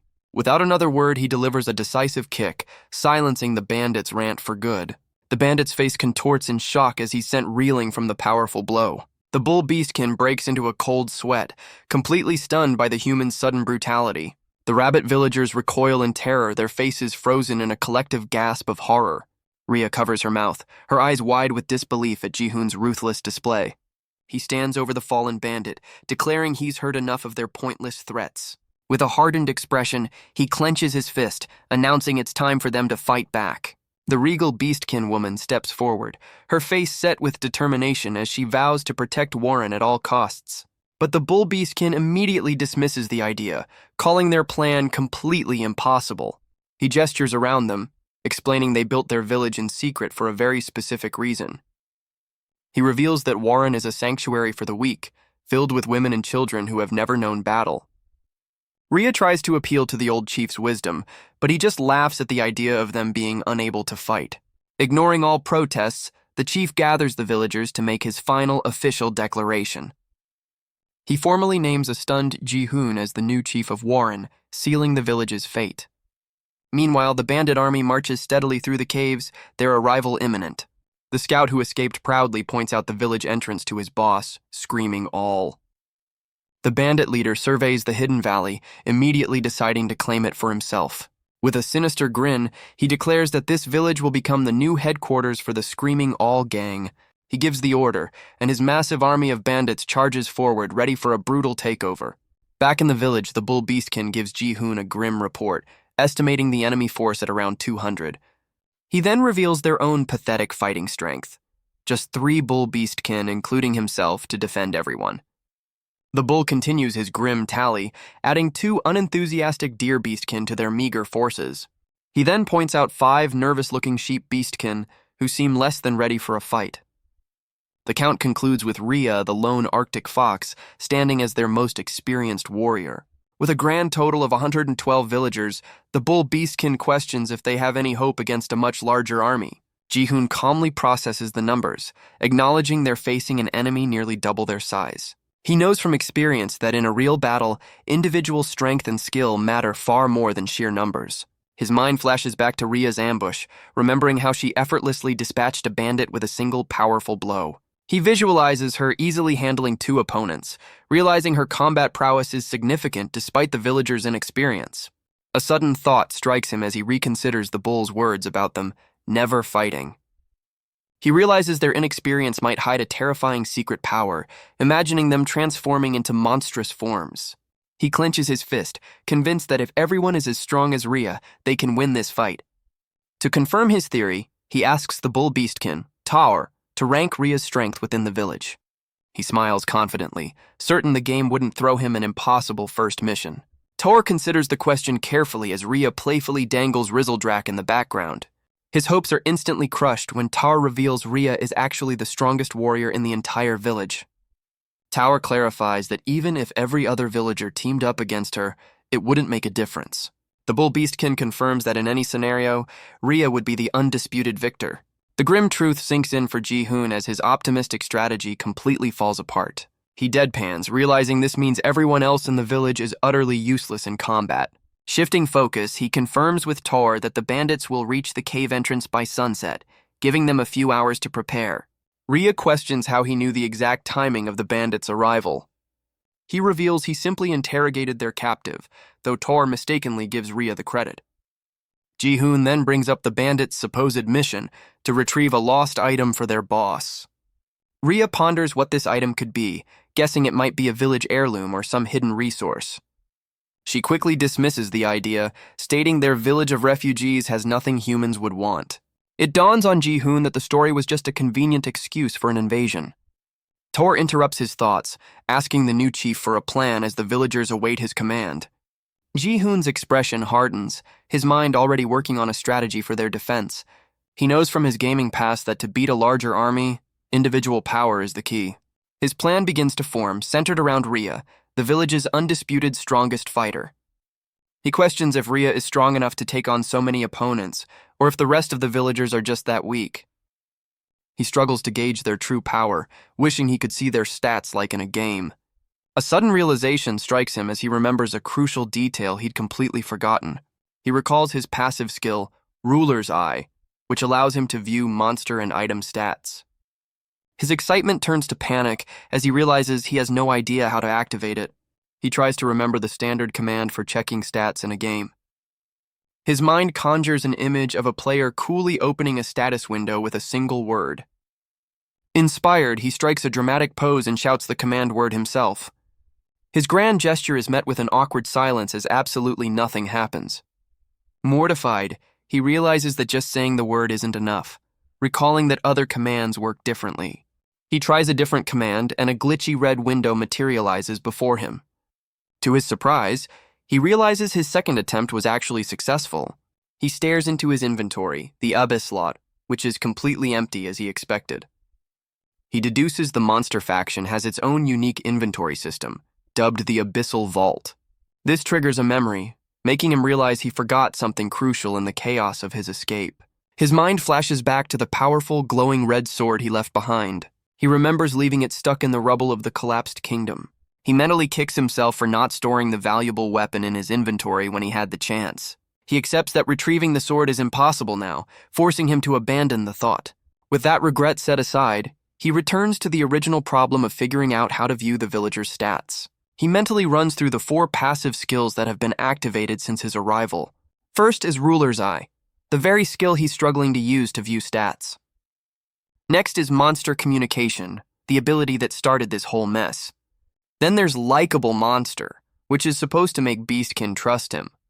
And finally, Physical Monster, the source of his newfound superhuman strength. He realizes that unlike the others, Ruler's Eye must be manually activated each time. Rhea snaps him out of his thoughts, frustrated by his inaction as the bandits close in. Her anger fades into guilt as she asks for his command, feeling responsible for the impending attack. She stands resolute, vowing to do whatever it takes to protect her home and her people. Her determination snaps him back to the present, reminding him that time is running out. He realizes he doesn't need to overthink it, his eye glowing with newfound understanding. A targeting reticle locks onto Rhea as a system window confirms the activation of Ruler's Eye. A massive, glitchy stat window materializes between them, leaving him to ponder the activation method. It clicks for him that his inventory is a system function, activated simply by thought.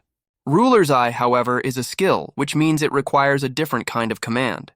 The activation process is actually quite simple once he breaks it down. He just needs to choose a target and focus his intent, finally understanding the skill's name. Her stats appear, revealing she's a surprisingly high B-rank warrior.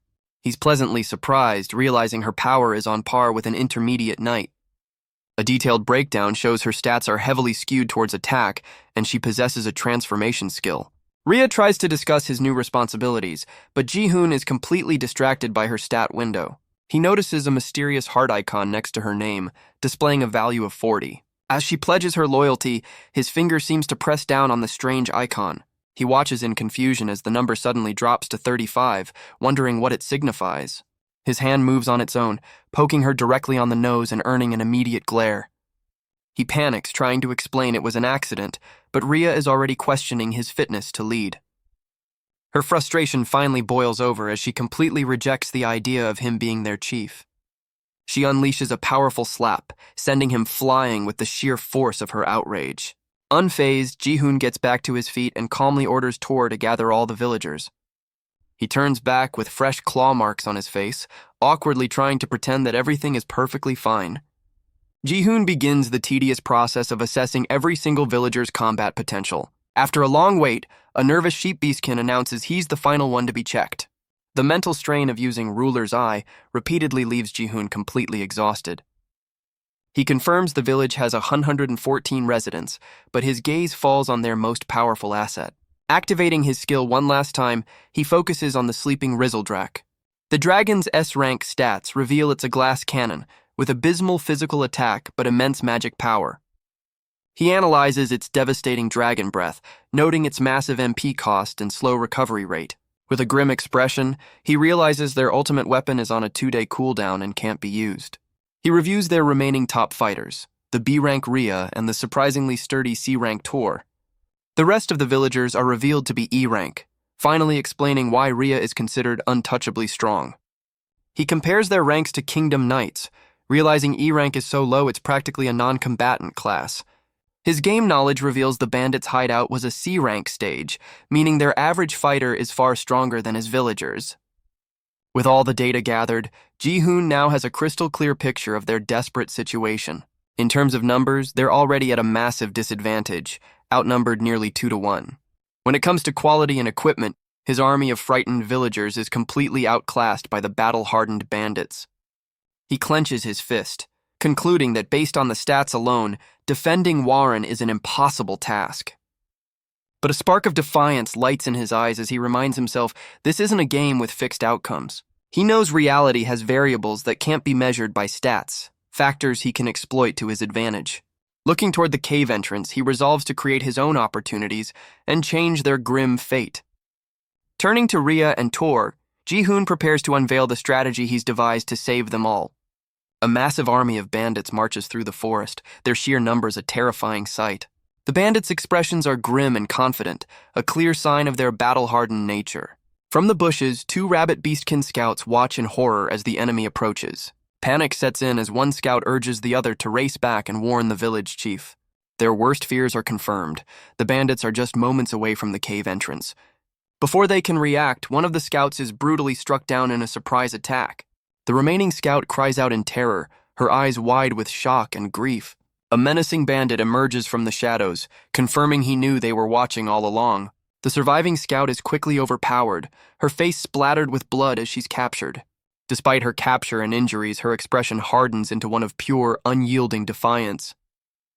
The surviving rabbit scout frantically flees back towards the village, desperate to deliver a warning. Screaming All calmly raises a hand, ordering his confused subordinates to halt their pursuit. One of the bandits questions the command, shocked that they're letting the messenger escape. The bandit leader clarifies that he has no intention of letting them go. With a cruel grin, he reveals his true strategy is to let the scouts spread terror and panic. Back in the cave, Ji-hoon is already putting his own plan into motion, directing villagers into organized teams. The terrified scout finally reaches the cave entrance, racing to deliver the urgent news. Ji-hoon turns, his expression calm and focused, ready for the inevitable confrontation. The scout skids to a halt, announcing that the human invaders have finally arrived. Tar looks up with grim resolve, confirming their enemy is now at their doorstep. Rhea calls out in alarm, horrified by the scout's blood-soaked appearance. The injured rabbit scout sprints desperately, announcing the arrival of the human invaders. She finally reaches the villagers, confirming their worst fears. The enemy is at the entrance. Ji-hoon remains unfazed, recalling his experience as the sole survivor of 100 brutal waves. He clenches his fist, ready to lead the monster faction's very first defensive battle. With cold determination, he vows that the invaders will not set foot inside their sanctuary. Outside, the bandit army led by Screaming All finally arrives at the mouth of the cave. The boss confirms the location with his subordinate, who proudly reports the route is clear. Unwilling to waste any more time, the bandit leader decides on a swift and decisive attack. He gives the order to finish the job by sunset, and his army roars as they charge into the cave. Ji-hoon and Rhea watch from the shadows as the bandit army marches into the cave. Rhea nervously questions their plan, but Ji-hoon knows the first move is the most critical. The bandits march confidently through the tunnels, their footsteps echoing off the stone walls. One of the bandits checks his notes, estimating they're only 30 minutes away from their target. The invaders mock the silence, assuming the beastkin are cowering in fear somewhere in the village. The bandit Ji-hoon previously defeated vows to get his revenge as the army presses forward. Suddenly, one of the bandits stops, feeling an unusual vibration under his feet. He looks around in confusion, trying to pinpoint the strange sound coming from the ground itself. The entire cave floor beneath the army suddenly shatters, catching them completely by surprise. His eyes widen in pure terror as he realizes the ground is giving way beneath them all. The bandits scream in terror as they plummet into a massive pitfall trap. The remaining bandits stare into the dust-filled chasm, stunned by the sudden ambush. One of the survivors cries out, his face a mask of pure shock and disbelief. Screaming All and his lieutenants look down from the edge, witnessing the devastation of the trap. Down in the pit, the fallen bandits are left broken and disoriented amidst the debris. A subordinate rushes to his boss's side, furiously pointing out that they've walked right into a trap. The bandit leader's eyes widen, his initial confidence replaced by cold, calculating fury. He quickly deduces the trap's simple but effective design, a deep pit hidden under a thin layer of earth. A diagram illustrates how the weight of the marching army was the trigger for the collapse. Once the weight limit was reached, the supports gave way, sending his men plummeting into the chasm below. The bandits are baffled, realizing the traps are brand new and weren't there during their initial scouting. They stare into the dark tunnel, realizing that moving forward recklessly could be a fatal mistake. One of them tries to warn their leader, pointing out that more traps could be hidden ahead. But Screaming All cuts them off, completely dismissing their caution with a furious outburst. He demonstrates his point by effortlessly lifting a massive boulder, showcasing his monstrous strength. With a powerful heave, he hurls the giant rock down the dark corridor ahead of them. The boulder smashes into the ground, revealing another hidden trap and raising the question of how the defenders knew their exact path. The bandit leader explains that since the cave was dug through a mountain, the original floor was solid rock. He deduces that any covered pits would be noticeable if they just looked closely at the ground's texture. His subordinates look on, a nervous sweat breaking out as they realize their leader is absolutely right. He scoffs at their primitive tricks, easily identifying the gravel-covered areas as the obvious traps. The bandit leader arrogantly dismisses the beastkin as weak, seeing their simple traps as proof of their inferiority. Unfazed, he orders his men to rescue the fallen, while the main force carefully navigates around the pitfalls. Watching from the shadows, Ria's confidence wavers as she sees the bandits have already figured out their strategy. But Ji-hoon reveals a confident smirk, telling a stunned Ria that this was all part of his plan. He explains in a flashback that he knew digging deep pits through solid rock was too time-consuming for the villagers. He also anticipated that they wouldn't be able to perfectly conceal the hastily made traps on such short notice. Ji-hoon reveals his true gambit. Only 2 of the pits were real, while the rest were complete fakes. The fakes were designed for one purpose, to make the invaders paranoid and slow their advance for the next phase. By planting the fear of hidden dangers, he successfully cut the enemy's marching speed by more than half, buying precious time. Ji-hoon calmly announces it's time to move to the next defensive position. Outside the cave, the ground rumbles as the next part of the plan is set in motion. The very structure of the cave begins to shift and crack under some unseen force. The bandits are startled by the sudden tremors, their cautious advance turning to confusion. They recall their scouts' simple instructions: take the right path at the upcoming fork to find the village. Screaming All pauses, a flicker of suspicion crossing his face as he considers the scouts' words. But instead of a simple fork, they're met with 3 identical dark tunnels, throwing their plans into chaos. His men begin to argue, completely disoriented and unable to agree on which path is the correct one. The bandit leader scoffs, realizing the beastkin are using illusions to stall for time. A smirk spreads across his face as he finally understands the true purpose of the cave. It was all just a massive delay tactic. He correctly deduces the beastkin are stalling to prepare a defense and decides to press the attack. To counter their delay tactics, he orders his forces to split into 3 groups and advance simultaneously. The left tunnel is assigned to his subordinate, a man named Crane, and his squad. A hulking brute named Dump is tasked with leading his own team through the middle passage.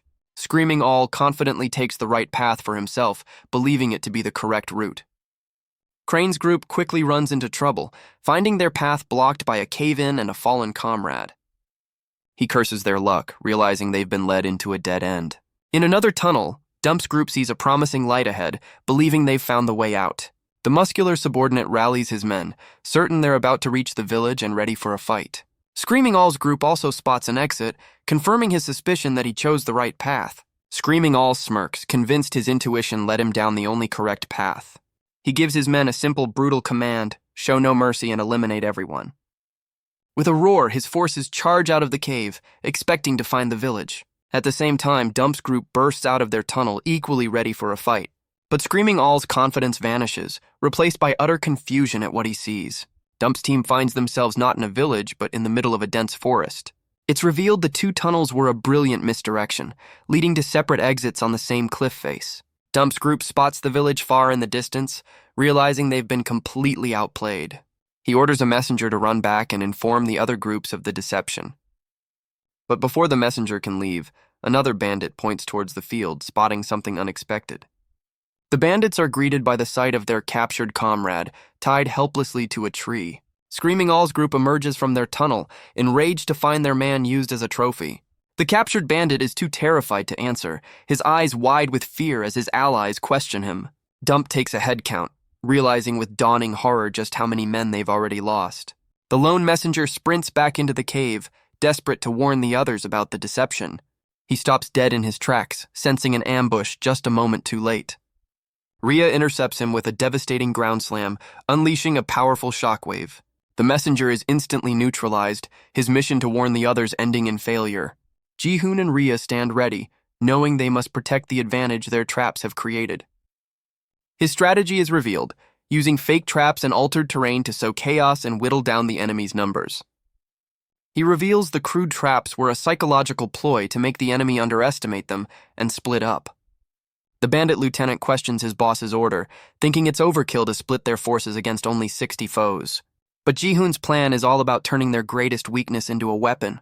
The lieutenant's confidence shatters as he realizes they've walked right into an ambush. He's successfully flipped their numerical disadvantage into a tactical advantage. With the enemy divided, the 113 villagers now outnumber the 60 trapped bandits. Back in the present, Ji-hoon and Rhea emerge from the cave, their preparations complete. With a look of cold resolve, he prepares to give the final command. At his signal, the entire village charges from the trees, overwhelming the stunned bandits. He watches with a confident smirk as his plan unfolds while Rhea looks on in disbelief. The bandit lieutenant, Dump, roars a command, leading his men into a furious charge. From above, the bandits swarm towards the seemingly defenseless rabbit villagers. Dump singles out a small rabbit girl, raising his massive hammer for a devastating blow. But just as the hammer is about to fall, Ji-hoon gives the signal for the real plan to begin. A huge cloud of smoke suddenly erupts from the ground, completely engulfing the battlefield. The bandit lieutenant stares in disbelief as all the villagers vanish into the thick smoke. Ji-hoon recalls a key detail he observed earlier. Beastfolk transformations create a natural smokescreen. He realized their seemingly weak ability to turn into small animals could be a powerful tactical tool. Now the disoriented bandits are left blind and vulnerable, completely caught in his smokescreen tactic. With the enemy blinded, Ji-hoon focuses his gaze, preparing to issue the next command to a specific warrior. From the smoke, the bull beastkin Tor emerges in a monstrous form, his eyes glowing with rage. He unleashes a devastating shockwave, scattering the bandits like bowling pins. Elsewhere, a bandit swings his cleaver wildly, completely unable to hit the nimble rabbit beastkin surrounding him. The tiny rabbits dart around his feet, tripping him up and making him lose his balance. He stumbles in confusion, completely overwhelmed by the chaotic furry assault. A surprisingly powerful blow from a rabbit's paw connects squarely with the bandit's face. Meanwhile, a deer beastkin charges through the chaos, easily knocking another invader off his feet. Other bandits find their attacks are useless against a sheep beastkin who has turned into a fluffy defensive ball. They scratch their heads in frustration, realizing their weapons can't penetrate the sheep's woolly armor. Suddenly, bandits across the field are struck down by a volley of sharp, unseen projectiles. The bandits are completely thrown off by a small, floating fox-like creature, recognizing it as one of their agile foes. From a high vantage point, Ji-hoon and Rhea observe the chaos, confident their smoke and ambush strategy has secured the advantage. Ji-hoon's expression hardens, angered by the bandits' continued underestimation of his villagers. The invaders regroup, their frustration mounting as they struggle to land a hit on the nimble rabbit beastkin. They swing wildly as the rabbits pop in and out of burrows, turning the battlefield into a chaotic game of whack-a-mole. Seeing a section of the fight faltering, Ji-hoon calmly directs Rhea to provide reinforcements. With a burst of speed, Rhea vanishes from his side, kicking up a cloud of dust as she races towards the battle. Ji-hoon watches her go, momentarily taken aback by her incredible velocity. She blurs across the field, closing the distance to a pair of unsuspecting bandits in the blink of an eye. One of the bandits spots her approach, raising his crossbow with a look of grim determination to stop her charge. But his shot is met with empty space as Rhea dodges the incoming arrow with impossible speed. The projectile reflects in her eye, her focus absolute as she calculates her next move. She twists through the air, the arrow harmlessly grazing past her as she closes the distance. Using the ground for leverage, she pivots instantly, turning her defensive dodge into a swift counterattack. She launches into a flying kick, her sights set on neutralizing the crossbowman. Her attack lands with devastating force, sending the bandit flying from the impact. But the bandit lieutenant, Dump, catches her next kick, smugly questioning her strength. He holds her fast, his massive frame easily overpowering her initial assault. Undeterred, Rhea uses his grip as a pivot, swinging her entire body into a powerful upward kick. The surprise attack connects perfectly, sending the hulking lieutenant staggering back in shock. She twists in midair, her momentum carrying her past the stunned lieutenant and towards her next target. Without missing a beat, she lands a devastating kick, knocking the massive bandit clean off his feet. Another bandit watches in horror, unable to comprehend how his comrades are being so easily defeated. He curses at Rhea, his insults falling flat as she stands over him with an air of complete dominance. The bandit's face contorts with rage and a bloody nose, his arrogance completely shattered. Rhea answers his defiance with a single decisive kick, ending the confrontation instantly. He lies on the ground, utterly defeated and left to steam in his own frustration. With 2 more invaders down, Rhea stands as a silent testament to the village's hidden strength.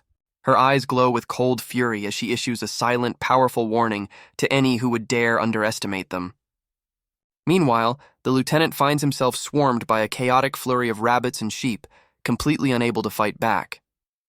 The bandit lieutenant trembles with rage, his fist clenched in humiliation.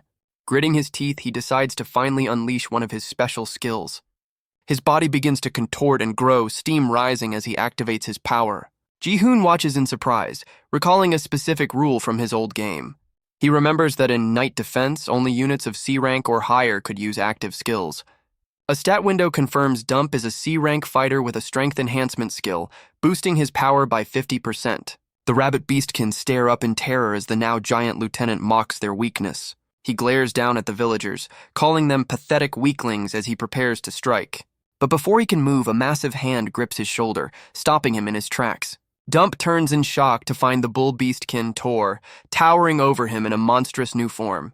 Dump's arrogance evaporates, replaced by pure terror as he stares up at the transformed bull beastkin.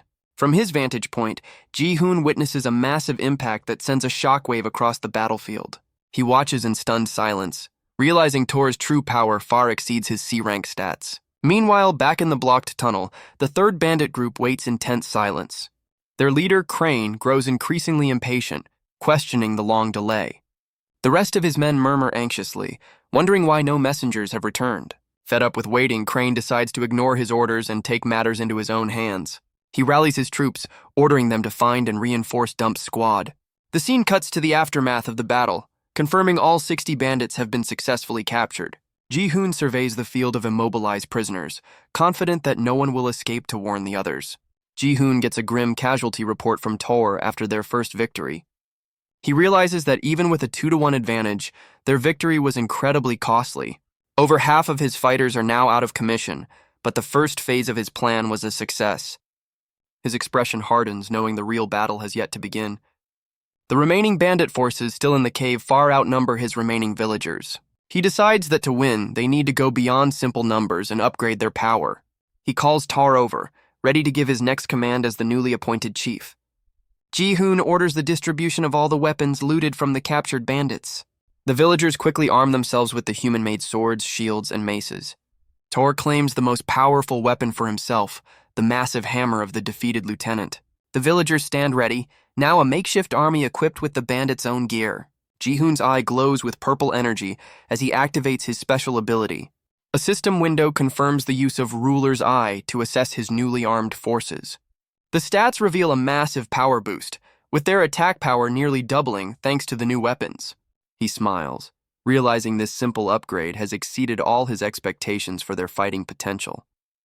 Meanwhile, the second bandit squad finally makes its way through the cave system. They arrive at the now empty battlefield, confused by the lack of any signs of their allies. Their leader, Crane, surveys the area, unnerved by the complete and utter silence. His confusion turns to horror as he discovers his captured men buried up to their necks in the dirt. Crane's face contorts in disbelief, completely stunned by the bizarre and humiliating display. One of the bandits cries out in horror, spotting the field of his comrade's head sticking out of the ground. His shock turns to confusion as he realizes they're all still alive, just immobilized and gagged. Crane promises to rescue his men, but his attention is drawn to the suspicious number of holes dotting the landscape. Before he can act, a pair of armed rabbit beastkin emerge from the ground, blocking his path. The ground suddenly begins to tremble and crack, signaling that the villager's trap is far from over. Meanwhile, Screaming All's main force presses on, navigating the disorienting cave system.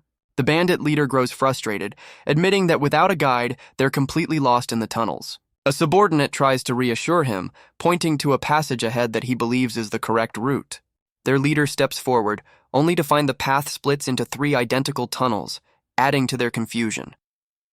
As they hesitate, the ground beneath them shatters, revealing another pitfall trap designed for a large group. A bandit shoves his comrade, realizing too late that the ground is collapsing beneath them. The unstable ground gives way, sending the bandits slipping and stumbling into chaos. The entire group loses their footing, tumbling in confusion as their leader, Screaming All, looks on. The few who remain on solid ground stare back in shock, trying to process the sudden ambush. One of the falling men desperately reaches for his boss, but Screaming All has other plans. He ignores the plea and instead slams his massive spear into the ground with incredible force. The spear tip hits solid stone, revealing the pitfall was just an illusion carved into the rock. Screaming All lets out a sinister laugh, realizing the villagers used fake traps to mislead them. His amusement quickly turns to cold fury at the audacity of his unseen enemies. A stat window reveals the B-rank leader's name is Tractor, and he vows to make the villagers pay for their trickery. A lone scout stumbles through the cave, desperately trying to reach his leader. He finally finds Screaming All's group, proudly announcing he's located the correct middle tunnel. The bandit leader Tractor listens to the report with a cold, unimpressed stare. Meanwhile, back at the village, the sun sets as a report confirms the second bandit squad has been completely neutralized. Ji-hoon calmly surveys the field of immobilized bandits, acknowledging Tor's good work. He reveals the secret to their success was altering the cave's layout by breaking down a single wall.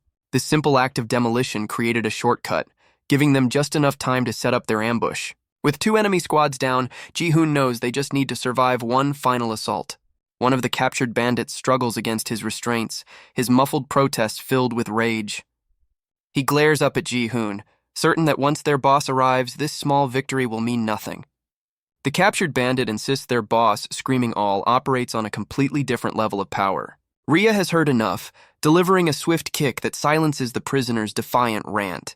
She reports back to Ji-hoon, confirming they have 65 combat-ready villagers remaining for the final fight. Meanwhile, the last bandit squad, roughly 60 strong including their leader, presses on through the cave.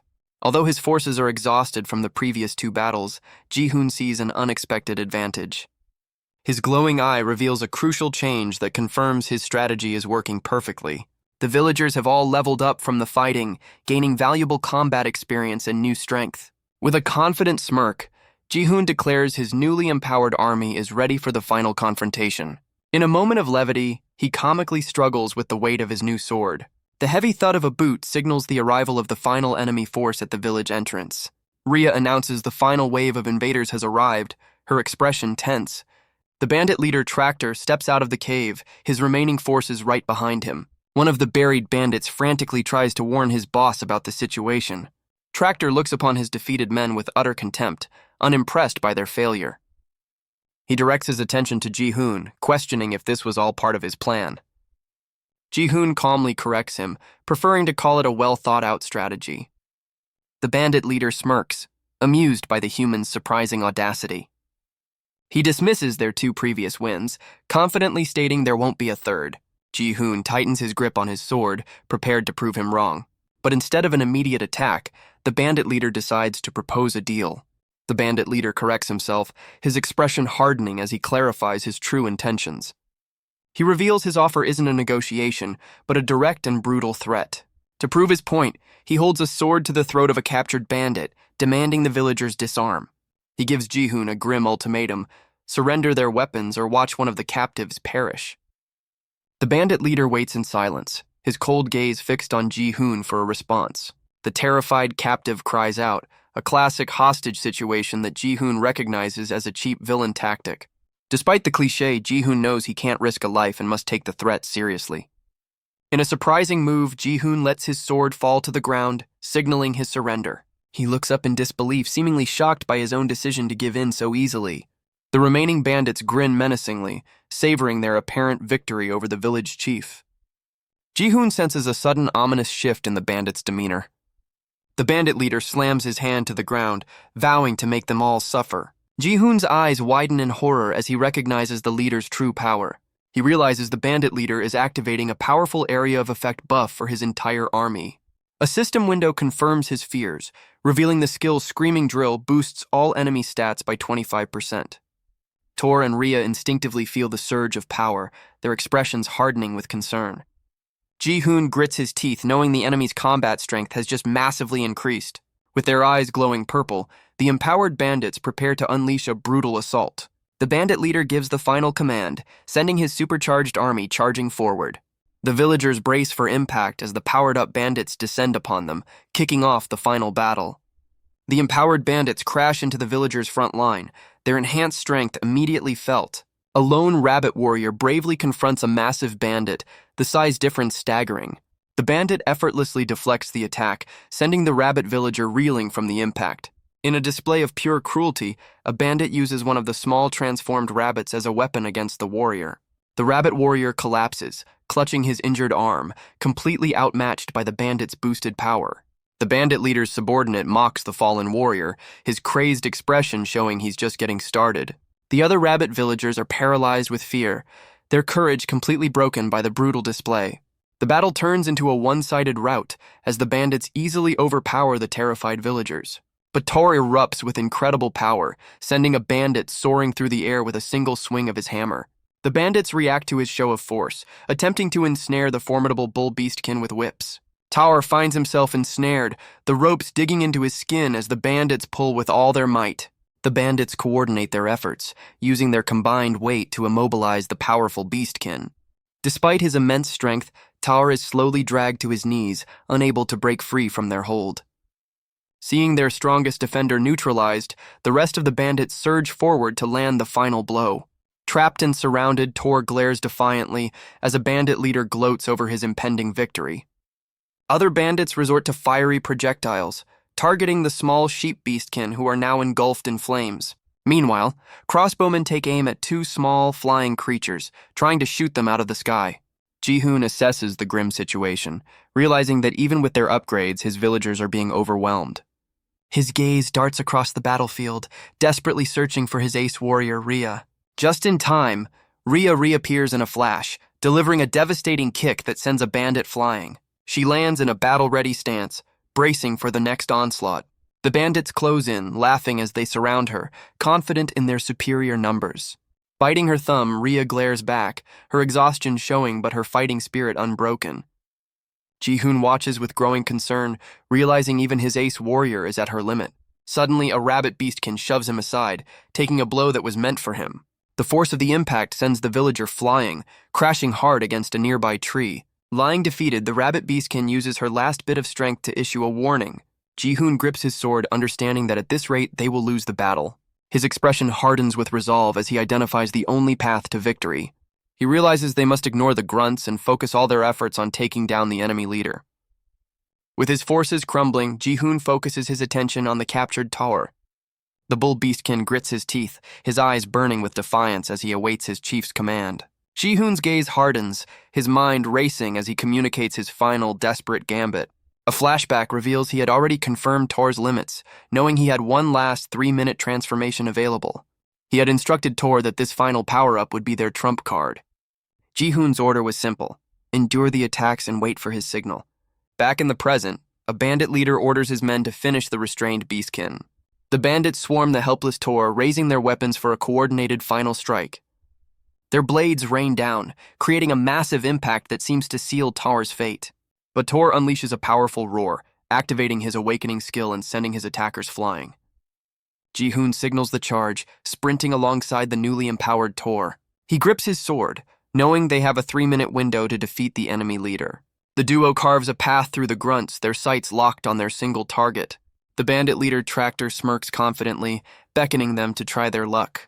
Tor unleashes a furious roar, repurposing the whip that once bound him into a weapon.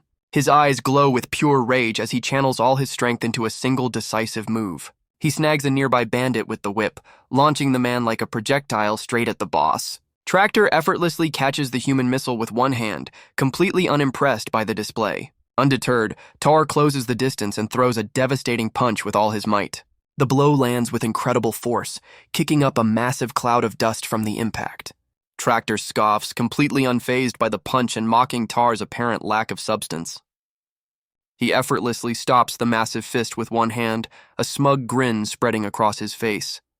Seizing the opportunity, Ji-hoon lunges from behind, aiming to strike while the leader is occupied.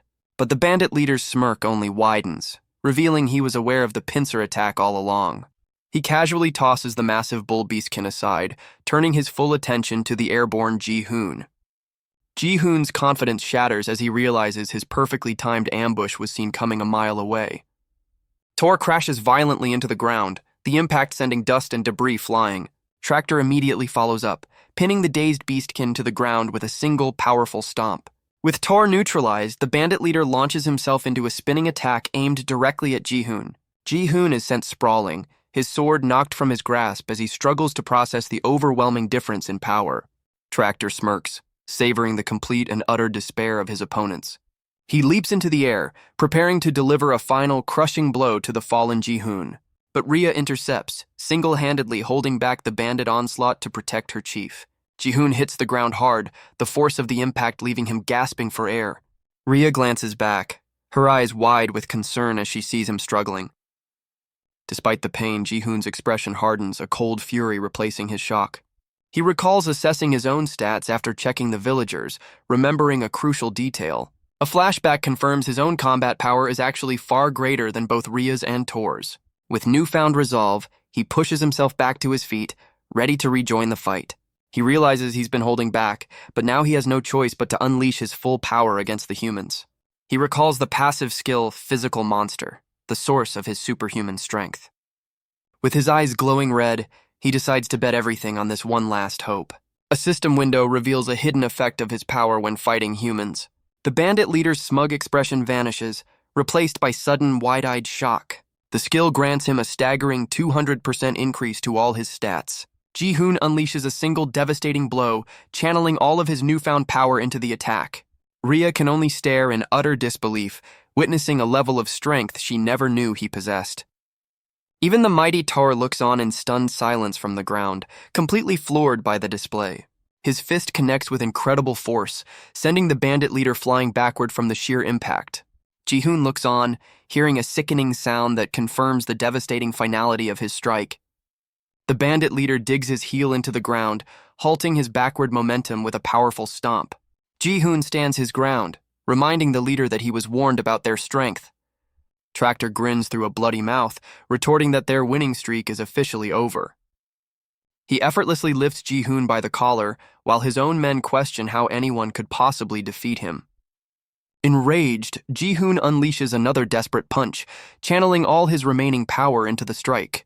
But the attack fails, leaving him kneeling and vulnerable before the towering bandit. He grits his teeth, bloodied but refusing to accept defeat even as his body gives out. Tractor grabs him by the head, preparing to deliver a decisive, finishing blow. He brutally slams Ji-hoon face first into the ground, the impact cracking the earth beneath them. With Ji-hoon pinned and defeated, the bandit leader coldly dismisses his last-ditch effort. Tractor holds Ji-hoon's face to the ground, ensuring everyone witnesses his humiliation. He gestures to the battlefield, making sure all eyes are on the fall of their chief. The villagers look on in horror, their morale completely shattered by the sight. Tor grits his teeth, powerless to help as he watches his leader's defeat. Suddenly, Rhea becomes a blur of motion, charging recklessly toward the enemy leader. A bandit crossbowman calmly takes aim, preparing to neutralize the incoming threat. An arrow finds its mark in her leg, but she doesn't even flinch, continuing her desperate sprint.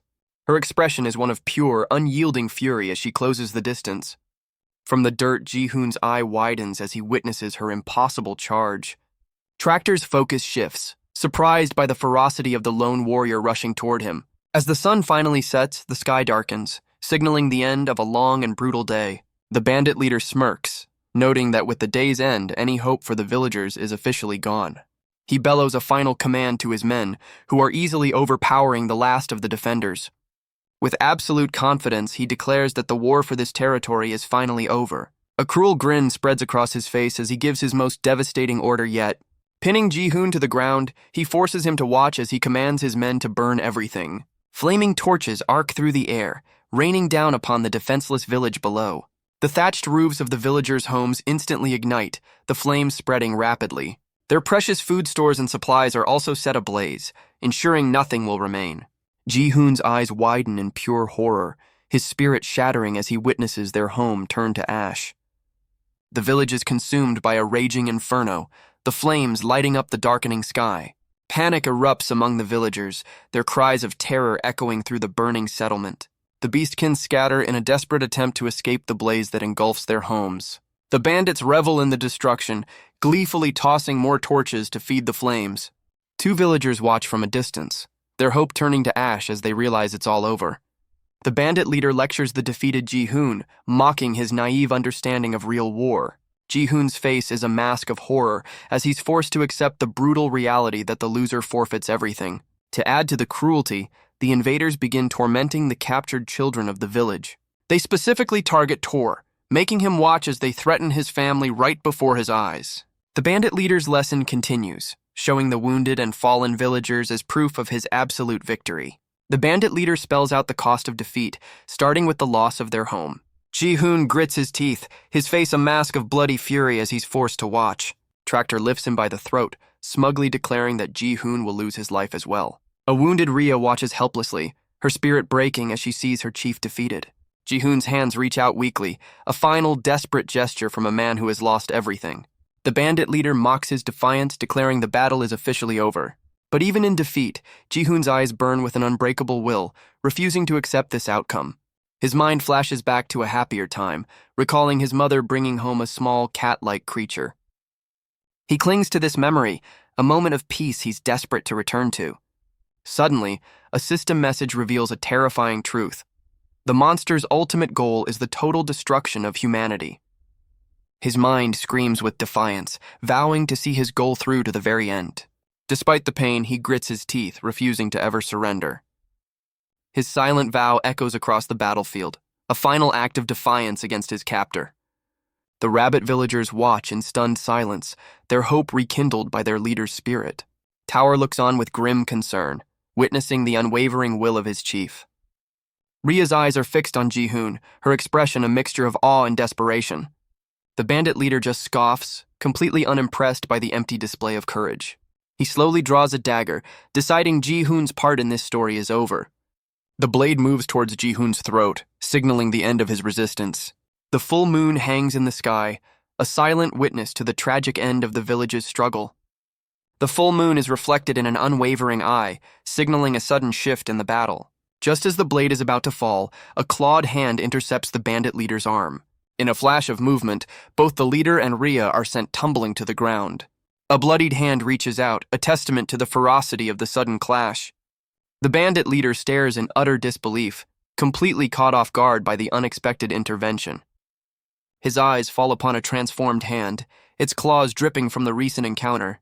Ji-hoon looks up from the ground, his shock mirroring the bandits as he witnesses the impossible. His mind races, recalling something strange he'd noticed about Rhea compared to the other beast folk. He remembers how the other villagers could easily transform and awaken their powers by simply using their MP. But for some reason, Rhea had never been able to awaken her true form, even with plenty of energy to spare. He recalls that even when she was on the brink of death, she never once used her transformation. The bandit leader's hand falls limp, the dagger clattering to the ground after the sudden intervention. A system window reveals the truth. Her foxfolk awakening only activates under the full moon, doubling all her stats. Now fully transformed, Rhea turns to her wounded chief, awaiting his next command. A faint, blood-soaked smile appears on Ji-hoon's face as he finally understands their ace in the hole. The bandit leader clutches his arm in agony, his limb rendered useless from her lightning-fast strike. With renewed hope, Ji-hoon gives his final brutal order: wipe out every last one of them.